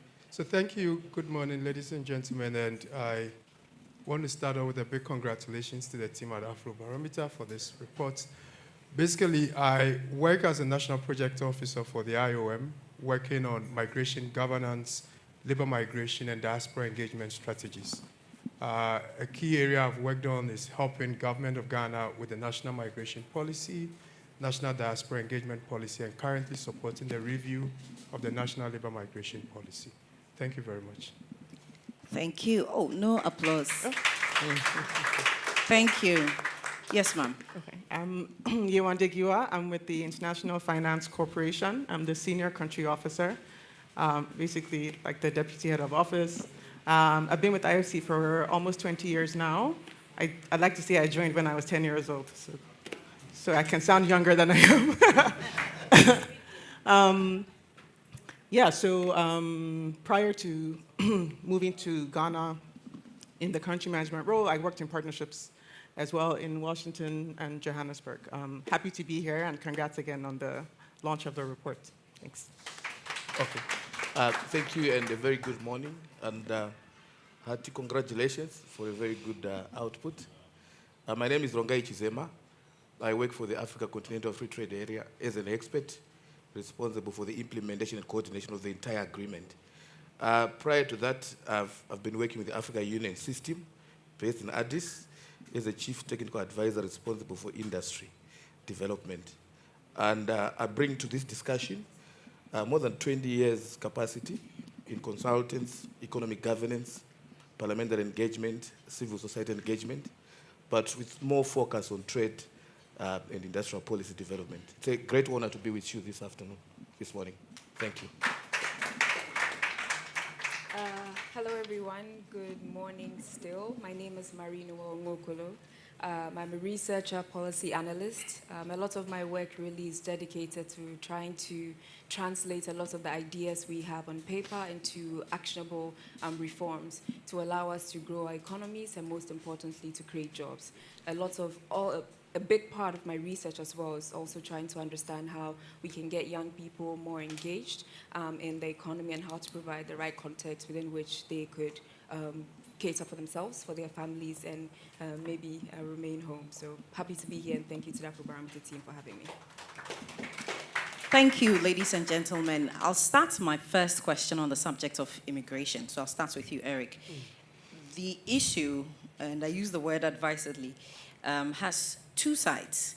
We look at immigration and consider the stories about failures of certain states where the citizens would want to depart from the poverty, from the hopelessness.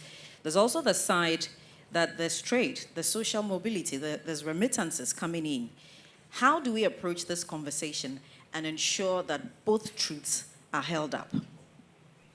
Thank you very much. And I think you framed the question very well, where you look at the positive and the negative. And mostly in the discussion around migration on the continent, we see migration narrative being framed either as a problem to be solved or as a success to be celebrated. Both of them are development-related issues because these are issues that would drive development. And I think that's how the question actually is framed, looking at both the positive and then the negative. But what we need to recognize is that migration has been part of our history as Africans or as the human race. And what is interesting even for West Africa, because it was one of the regions that had expressed the greatest interest to migrate, is that it's a very hyper-mobile region. People move a lot within the sub-Saharan West Africa, and it changes the narrative because most of the narrative is that migration is to the global north. Mm-hmm. But then most of the migration we are seeing by data is within the sub-region. So let me put this aside. So depending on how we look at migration, there is really nothing wrong to have aspirations to migrate. But then it should also not move us away from addressing the underlying issue that drives people to migrate. Because when people are successful with their migration journey, the development outcomes are great. And that is because the migration journey has been well planned and has been well managed.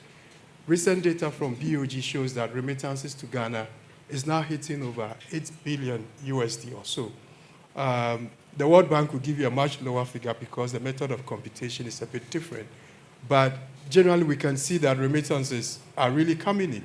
And it's these remittances that are paying the school fees, that are paying the medical bills, that even to some churches now is driving their tithe collection because you have the person moving and sending tithe back home.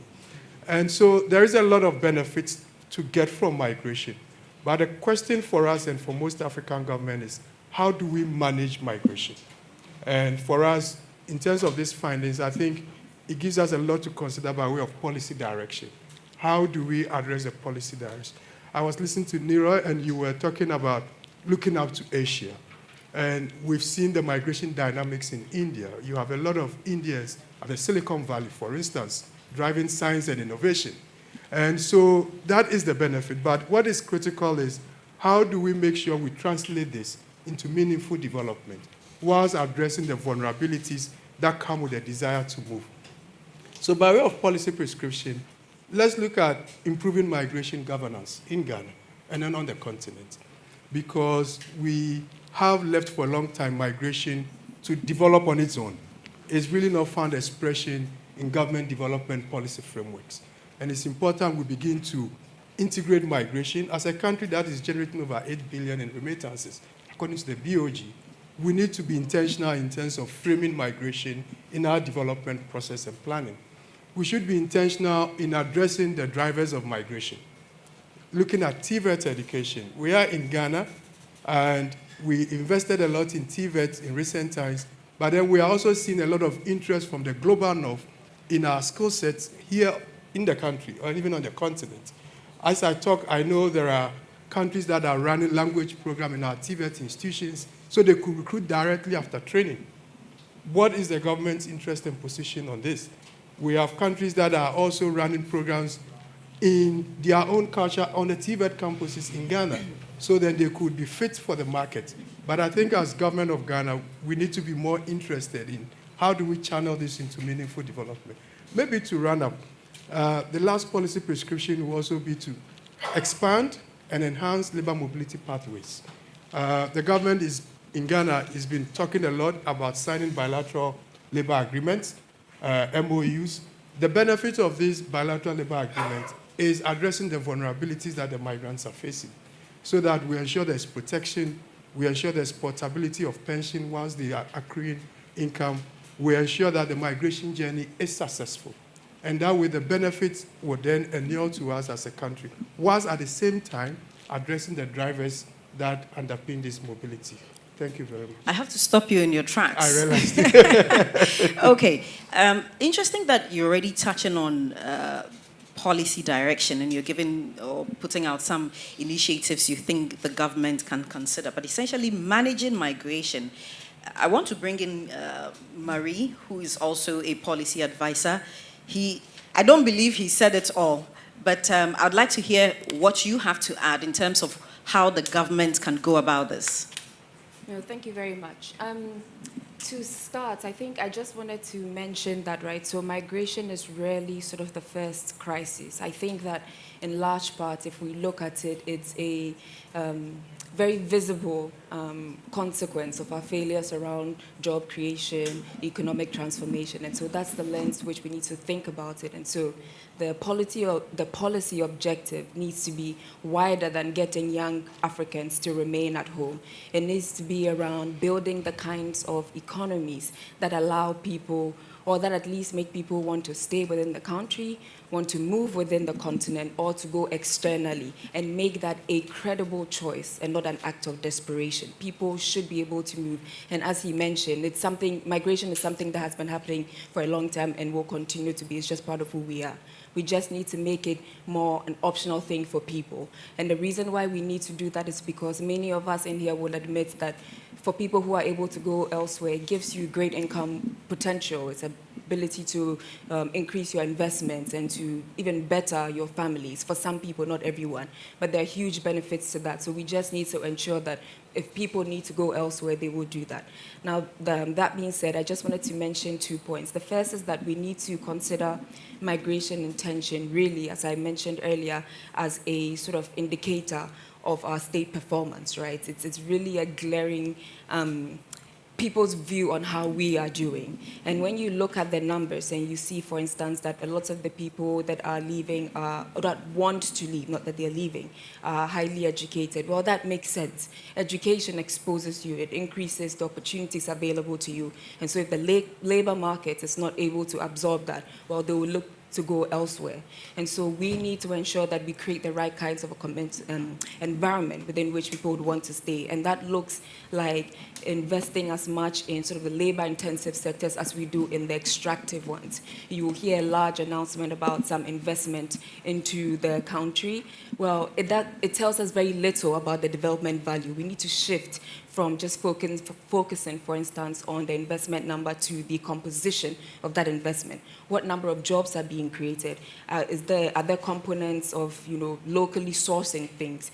Is there infrastructure development in there? Are there opportunities for career progression? Are we transferring technology and skills? I think it's that intentionality that we need to have when focusing on these things. We do not need to write many more policies. We have a lot, especially if I can speak for Ghana as a country. We have way too much on paper, but it's actually actually the intentionality and focus around what is it that people are saying, young or older, about what they need, i.e. jobs, economic opportunity, and how do we ensure that everything that we do is focused around increasing that for people. I think that's where the focus needs to be. Thank you. Thank you. And I think from earlier lessons, it's really about doing our homework. Yeah. We've got too many policies that are sitting idle. But you sort of tackle this at the center of it. You say it comes down to the economy. Mm-hmm. I'd like to bring in Yewande and talk about that. At the center of the problem with immigration is economic difficulty. How can governments then consider whether policy and its implementation to deal with job creation, to unlock investment, so that young and skilled Ghanaians, Africans can stay? Sure. Thanks for the question. So if you look at least from a private sector, from an IFC perspective, one of the most important challenges that we have in terms of increasing private investment is the enabling environment for that investment to happen. When there's an enabling environment, it fosters job creation, entrepreneurship, unlocks various sectors where young people have the opportunity to either get a job or become entrepreneurs. So if we look at a few interconnected constraints that exist in Ghana and in other countries across Africa, we look at the regulatory policy, even something as simple as how long does it take to start a business? What is the reliability that if I start a business today, it's going to be the same amount of time it'll take me and the same cost next week? Contract enforcement. In many countries, there's weak contract enforcement, licensing. What is the predictability of the policies that we have? I mean, if I pick up on what you said around policies, there are policies. The implementation of those policies is a challenge as well. So I think one area is around policy, regulatory uncertainty. There's also the infrastructure gap. So one of the biggest considerations when you're looking for a job, looking to start a business, is around the cost. When you have regulatory gaps, one is in terms of reliable but also cost-effective electricity, transportation, logistics, digital connectivity.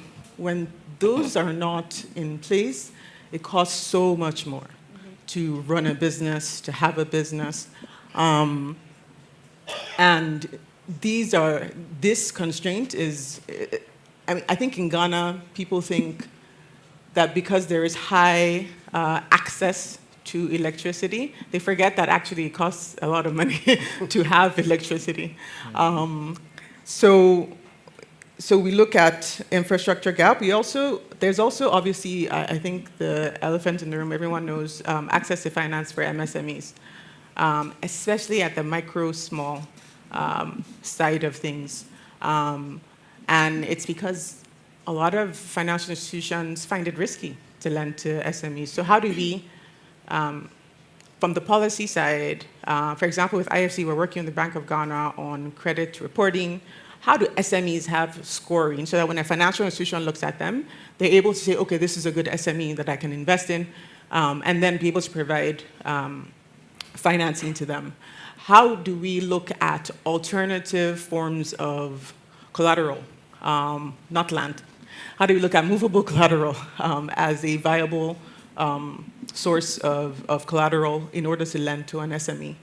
And then also creating a capital market that enables local financing at a cheaper rate for SMEs. How do we de-risk investing in banks? How do we de-risk their investments so that they can increase the lending that they do to SMEs? I see you nodding. I think my time is ending. If I can just add one more thing around the skills gap. There's a huge skills gap. How do we work with TVETs, universities, to make sure that the skills that are being developed are the ones needed in the job market? And then also in companies, upskilling the workers that they have as well. So I think creating an enabling environment, working directly with the private sector, but also working, as DFIs, working on demonstrative transactions that show that in this sector you can invest, right? Being the first mover to invest in certain sectors. I'll stop there. Thanks. Okay. Before I go to Ronga, I'd like to draw the audience in. If you've got any questions, if you've got any comments, you can raise your hand, and I believe a microphone will be brought to you. I don't see any hand up, so I'll go straight. Going once, twice. Okay. So Ronga, I'll come to you. Sure. Because of where you sit. How does all of this? I was listening to you one day, and it's a Herculean task, which our speaker from UNDP said we've got a lot of homework to do. How does all of this look like for you from where you sit? No, thank you very much. And this is a very important subject. And I would say, I think a lot has to be looked at from the angle of economic integration. If you look at how Africa is configured, one of the biggest challenges we're trying to address through the Africa Continental Free Trade Area is to address the apparent fragmentation of the African continent. And we've been with this more than 60 years now, all the way from Kwame Nkrumah. That was his vision. And it has taken us almost 60 years to unlock that parameter. But in any case, timing is not bad. Geopolitics is against us. So the timing is properly quite much more appropriate than another time. And I see migration as a response to the way these economies have evolved over the last 60 or so years in the post-independent state building. I think we've done a lot, but we've not done enough to create the requisite opportunities to absorb that demographic dividend, which is the youth. But I guess what's emerging as a way to deal with this problem is to see the AfCFTA as a formidable response to unleashing the African economic capacity. And if you look at the protocols which anchor the AfCFTA agreement, and if they are religiously implemented, they can unlock this gridlock and create very viable options to handle this massive demographic dividend we are dealing with right now. I'll just pick up one protocol. We have the investment protocol, and it deals with what she's talking about. Trying to create a business enabling environment which grows capital and ensures that we can market Africa as a hospitable investment climate. And this protocol is in place. It has been endorsed by the AU in 2024, and currently it's being implemented. Countries are at various levels of domestication. And so at a national level, we need to activate these 8 protocols which lay the legal framework supporting a buoyant African economy. If you look at trade as we see today, just in 2024, 230 billion intra-African trade has been registered, according to Afreximbank trade statistics. But what has gone into that trade? Has it been anchored on value chains which absorb labor-intensive productive capacities so that we can actually tap into this idle labor capacity and address migration head-on? And then looking at another angle in terms of the policy and governance, I think what we now need at this juncture is what I would probably call a labor mobility governance framework for the continent. And I'm aware the African Union has been working on some of these parameters. But that governance would then create an environment where there is smooth transmission of labor market indicators so that you get to appreciate where we've got deficit in terms of labor supply and we've got excess labor supply. Now, if we can have such a mechanism which moves information real time and can give signals to the labor market to say, at least South Africa is taken as one of the strongest economies in the continent. But are we getting the type of labor we need in South Africa? Yeah. Probably most of it is just going into small, mundane jobs. That's why it's creating frustration to the citizenry.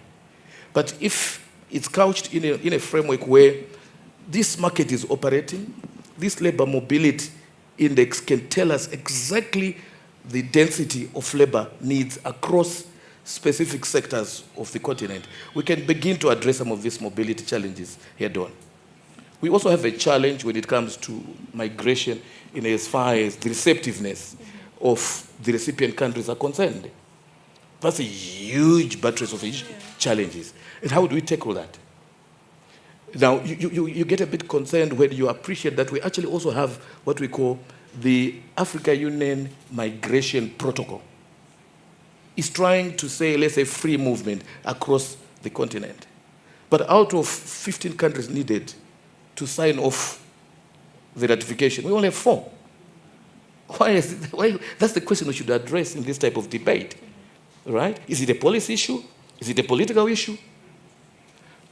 Those nuances of what determines those dynamics at a political economy level can really help us address some of the challenges coming up.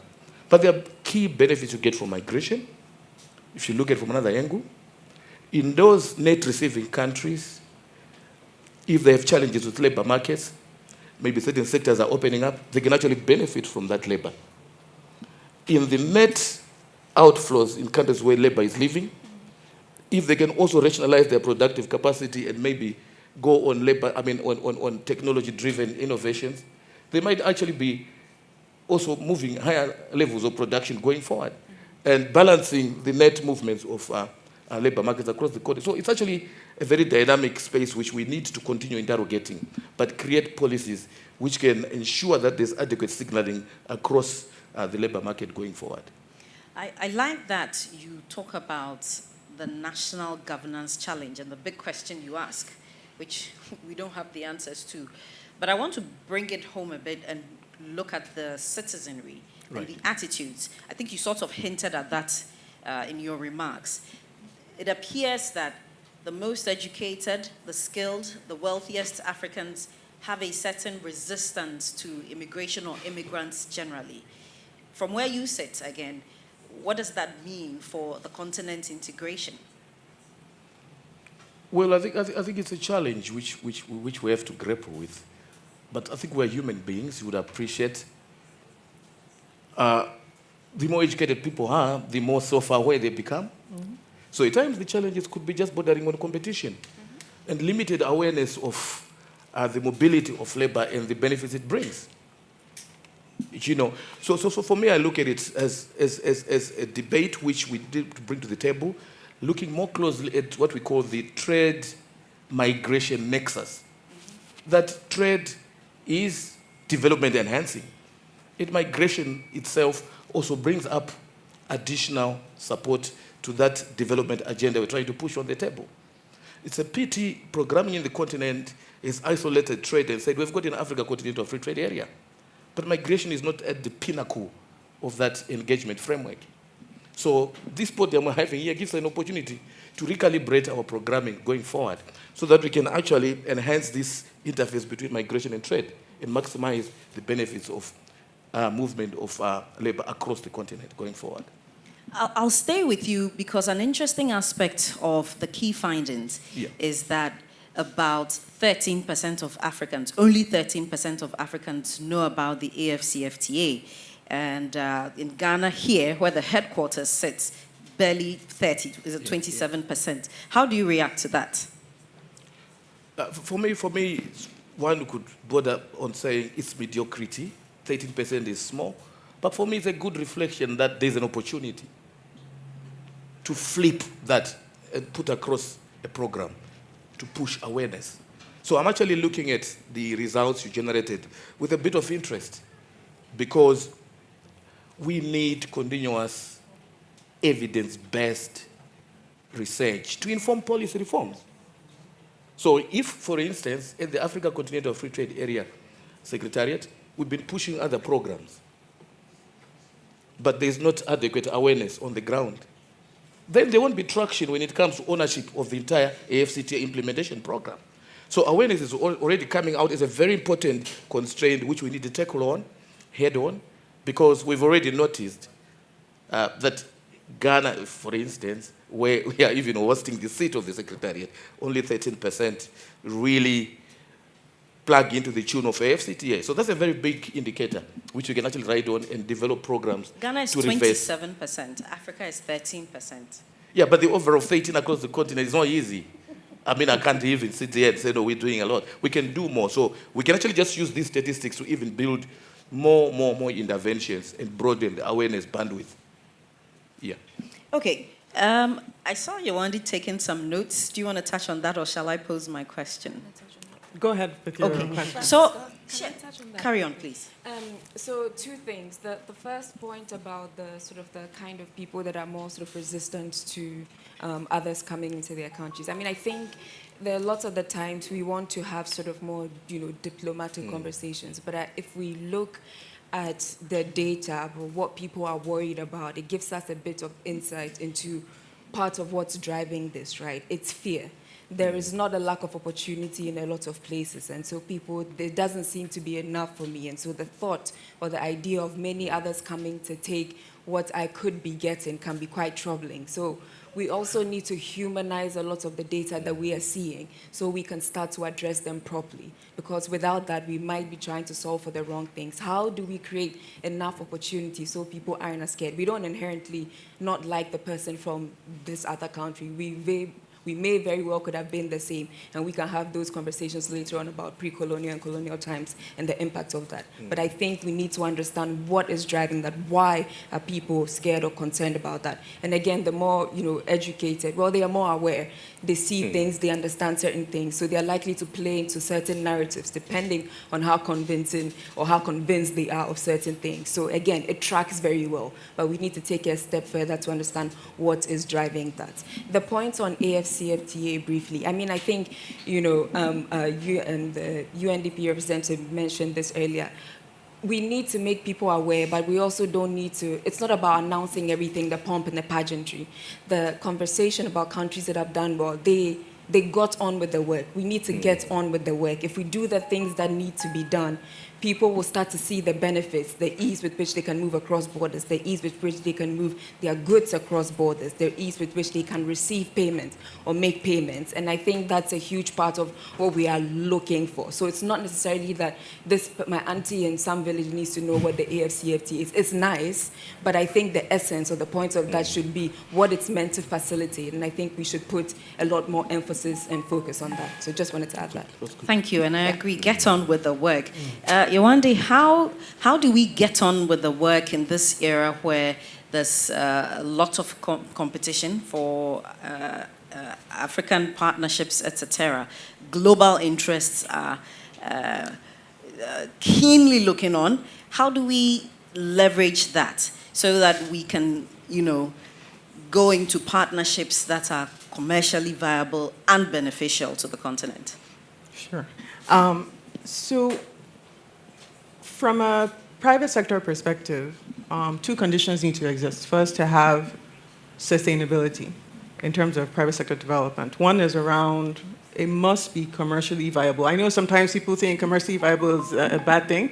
It must be commercially viable in order for it to be sustainable. Because when your intervention or program ends, that business, that entrepreneur needs to be able to continue beyond your aid or whatever intervention you had there.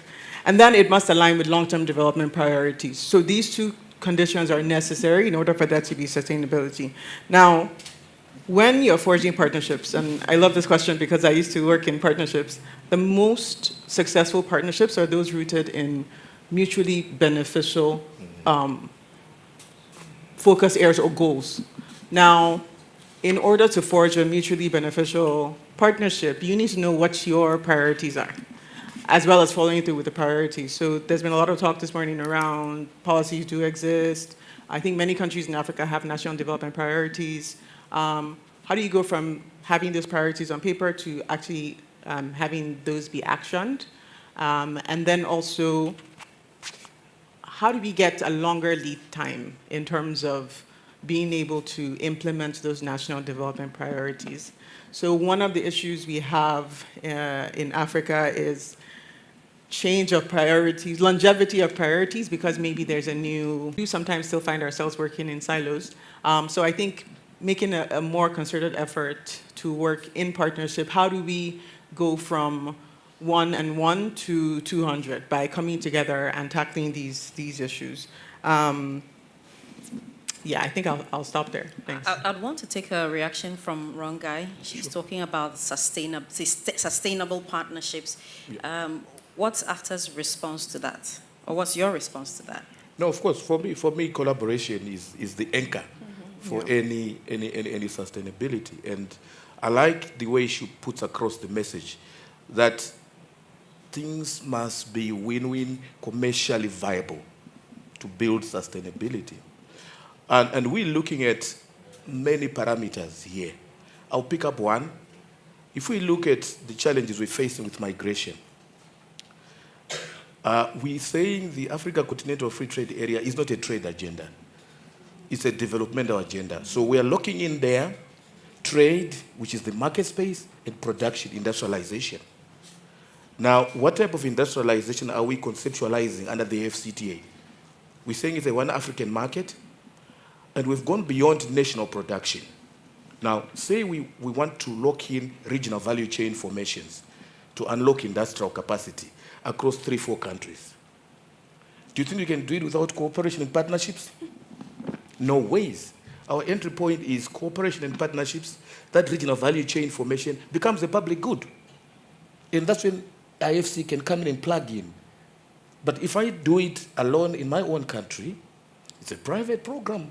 But if it's done across a border, cross-border customs authorities framework, corridor development, you need cooperation, you need partnerships, commercially viable partnerships. And then the IFCs, the capital colleagues can come in and fund. Your national pension funds, do you know how much we're sitting on at a continent? National pension funds? Probably more than 50 trillion. But it's idle. Where do they want to put it in? In these triple Ps, partnerships and collaboration frameworks, which we're working on. And so if we can actually leverage cross-border trade, leverage regional value chain formations to unlock capital, to unlock industrial production, then we are getting a lot from these partnership concepts. And we can even access cheaper capital, because there you reduce the risk of working with a single country, because you're dealing with sovereign risk. But when you're working with more than 2-3 countries to support a corridor development, you reduce the risk of business, and you can sustain the returns from such an investment. So we actually configured as a continent through the integration framework anchored on FCTA to unlock more meaningful and rewarding win-win partnerships and collaboration going forward. And that's the way to go. Marie-Noel is nodding. Okay, sure. Yeah. I think what is very important here, and I think you put it very well, that trade is an enabler, and I think it's the same for migration. And if we are not able to situate migration within this trade conversation, then we miss the whole conversation. Because I'm just sitting here and imagining the women, the traders that, for instance, are bringing in onions from Niger, and the kind of harassment they go through crossing the different borders coming in, and how it impacts their ability to really sustain meaningful trade. So for me, I think it's very important that we begin to see how we position migration and trade and harness that nexus, because we cannot talk about a free trade area when we cannot have meaningful mobility within the region, because it's the means to integration.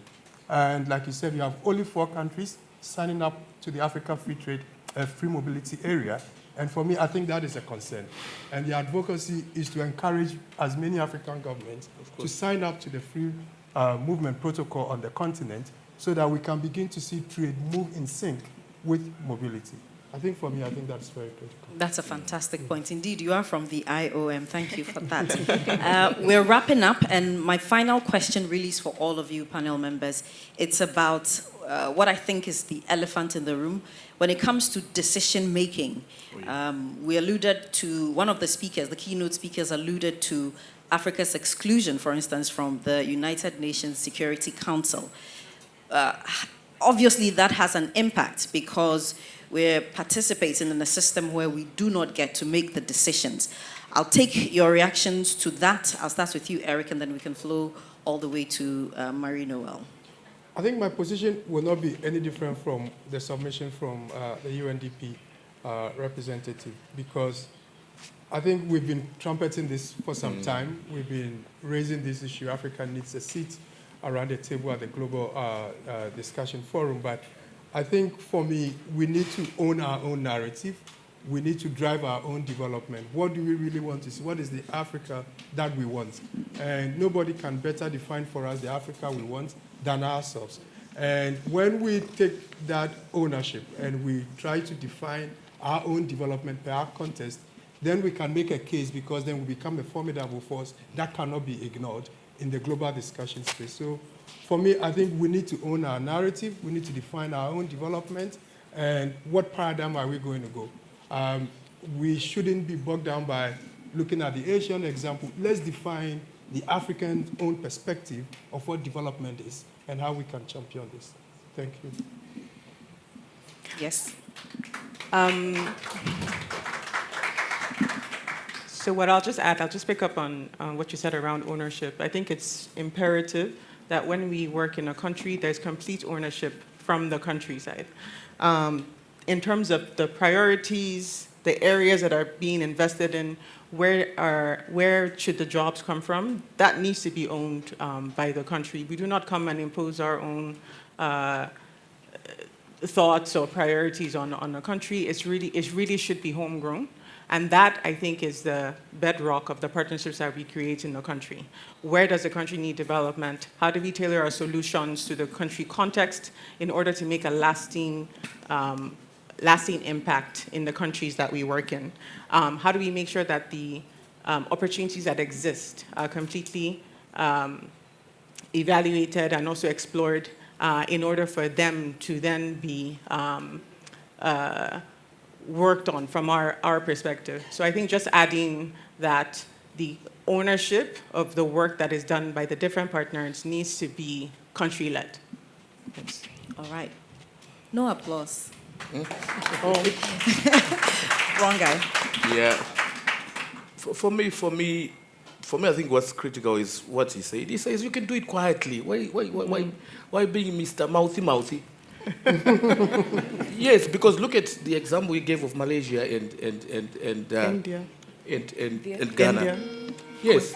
So for me, I'm just challenging myself to say, in the office I occupy, I need to do my part. And for me, the Africa Continental Free Trade Area is both a commercial and political response to the fragmentation of the continent and its marginalization from the global table. So why don't we just implement it religiously, quietly, aggressively, and unlock the benefits? So let's just do it. And the action must be done both by the citizens who have responded to say they don't know it, so we will do our part, who pushed advocacy. But the national governments, who are the custodians of agreement, must also do their part. They must implement religiously to unlock the benefits. And the private sector must produce for the continent. We are redefining commercial relations in the continent, that we can't rely on global supply chains. We can also build our own robust supply chains so that we can keep the labor in here in this continent and reduce the outward flow of capacity to Europe and other markets. We need that labor here. So we can do it. I challenge the room here to say, I'll do my part, you do your part. We can do it as a collective so that we can share the benefits of what our forefathers fought for 60 years back. We can do it, and let's do it. Thank you very much. So a lot has been said about, advocating for our place. I think maybe what I want to focus on as we wrap up is we saw the statistic around, at least for a lot of Africans, right? It's not that we favor China more than we favor the US or this other person. And I think that's because we've been in the game for a very long time, and we've seen the benefits of this. And so for a lot of people, we are actually looking for more pragmatic, right, and a multi-pronged approach to doing development, if we want to call it that way. So I think in as much as some people would want to advocate for certain seats in certain spaces because they are important in the current global systems that we have them, we also need to be very targeted with who we engage with, how we engage with them, and for what reason that we engage with them. If not, we will continue to do development and submit sort of projects or things that we want to do that not those that are priorities for us, but those that development partners are willing to finance. And I think it's important. There are lots of people in this room that are political leaders here, but also what we call quote-unquote development partners. I think it's important that in our engagement with people, we try to understand where the challenges have been in the past and what we need to do differently. That's transparency around disbursements, around things. That's being more strategic if it's something that requires scale, being willing to take the conversation regional if at the country level they are not able to, but you are able to convene people across countries. I think those are the types of actions and the way we need to think about asserting ourselves. Because when we're able to do these things, transform our economies, create more jobs, just provide more sort of liquidity in the system, we don't really need somebody to give a seat at the table. We sure as hell do have authority to do the kinds of things that we need to do. So I think we just need to take it at a bit of a practical level and think about how do we secure some of the benefits with some of these partners separately, but also continentally, what makes the most sense, and then go after them. Thank you very much.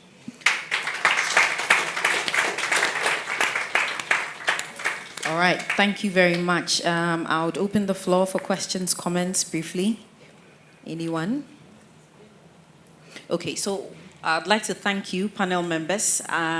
We're going to, in a bit, have the unveiling of the report, but I'm thinking we can do a quick photo of the panel members before you take your seats, and then we'll just set up briefly to do the unveiling. Thank you. So, camera.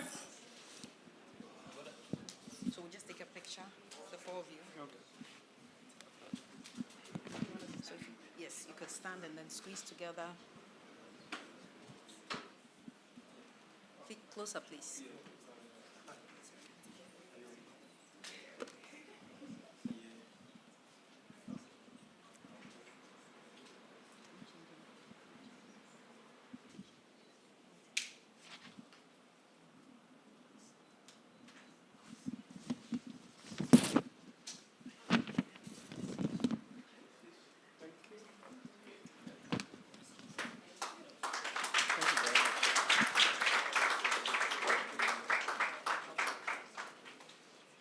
Thank you so much. So we'll briefly reset the stage so that we can have the next session, which is the unveiling of the report. Thank you very much.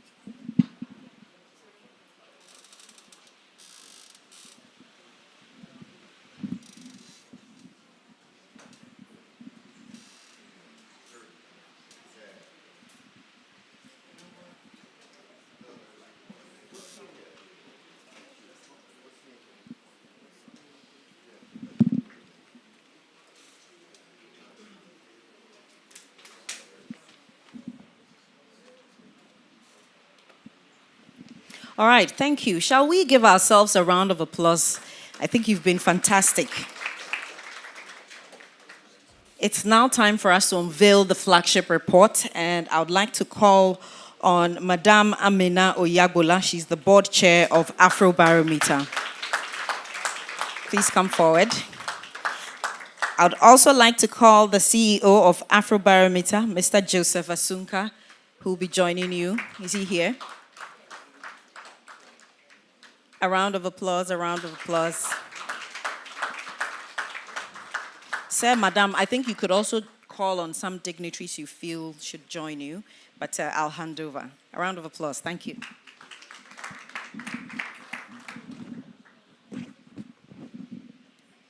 All right, I see my communications people are giving me a signal. Oh, we should go on the stage. Okay, all right.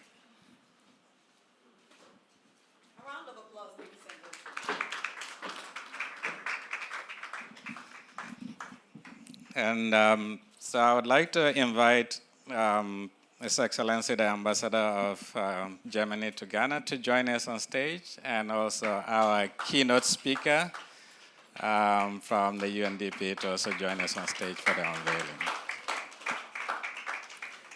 And I'll turn it to my board chair to give us a few comments before we unveil the report. So, Madam Chair.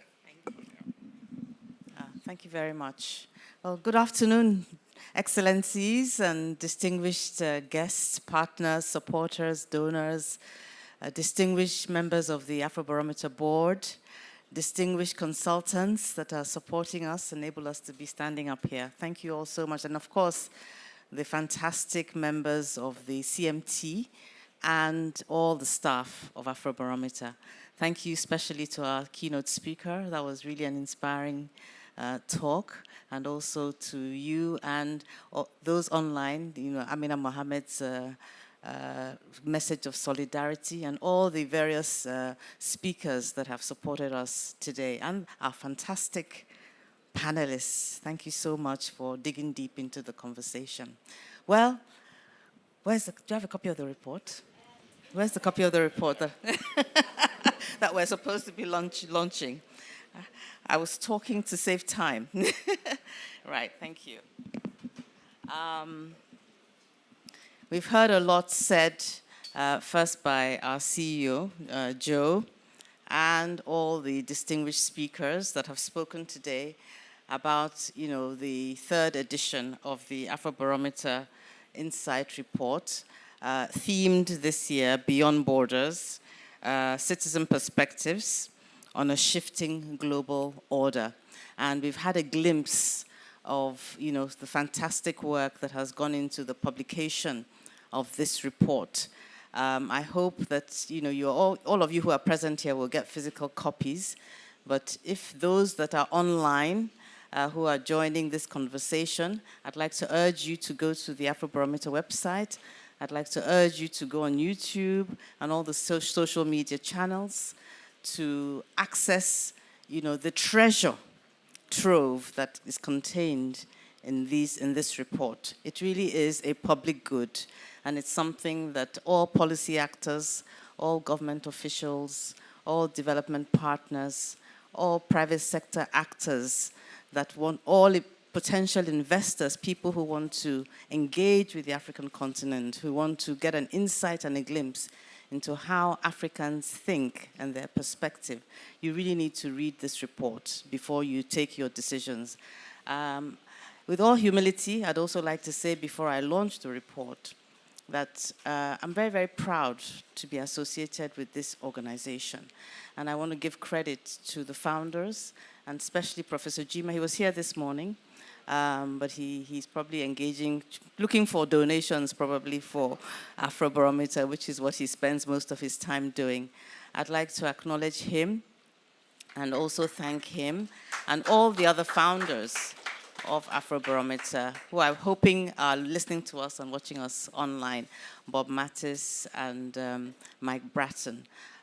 They've done a sterling job, and we are trying to ensure that we continue to ensure that this institution continues to produce this data, which is a public good.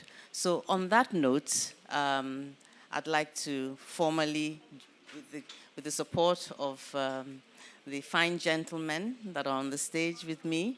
I'm sorry I'm so colorful, but in case you haven't noticed, this is the Afrobarometer color, right? And we're launching this publication. That's why I wore it deliberately this morning. I'm very, very proud to do that. So on this note, they say I'm supposed to unveil it, but there isn't something to unveil it with. We're here in our new offices, so there's a lot of makeshift, but we're very proud to be in the Afrobarometer offices in Accra, Ghana.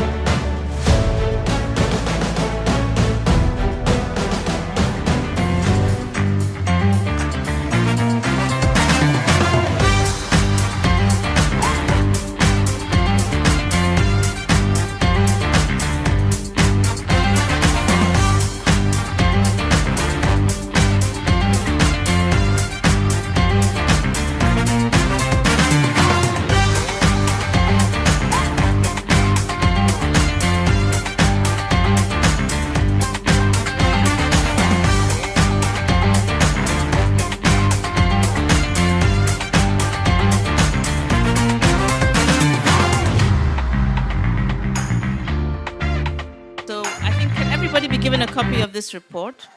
Okay, Prof. Oh, good. Prof has joined us. Wonderful.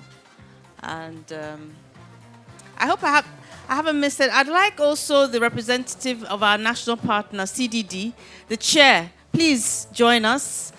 And is there any...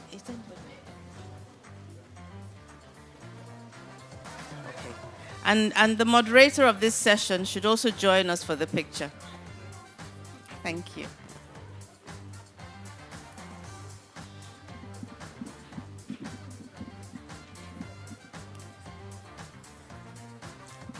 Somebody from the representative of from the office of the president, Mr.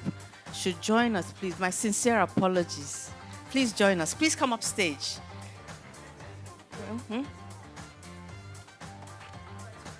Please join us upstage. Come. He should be right here with us.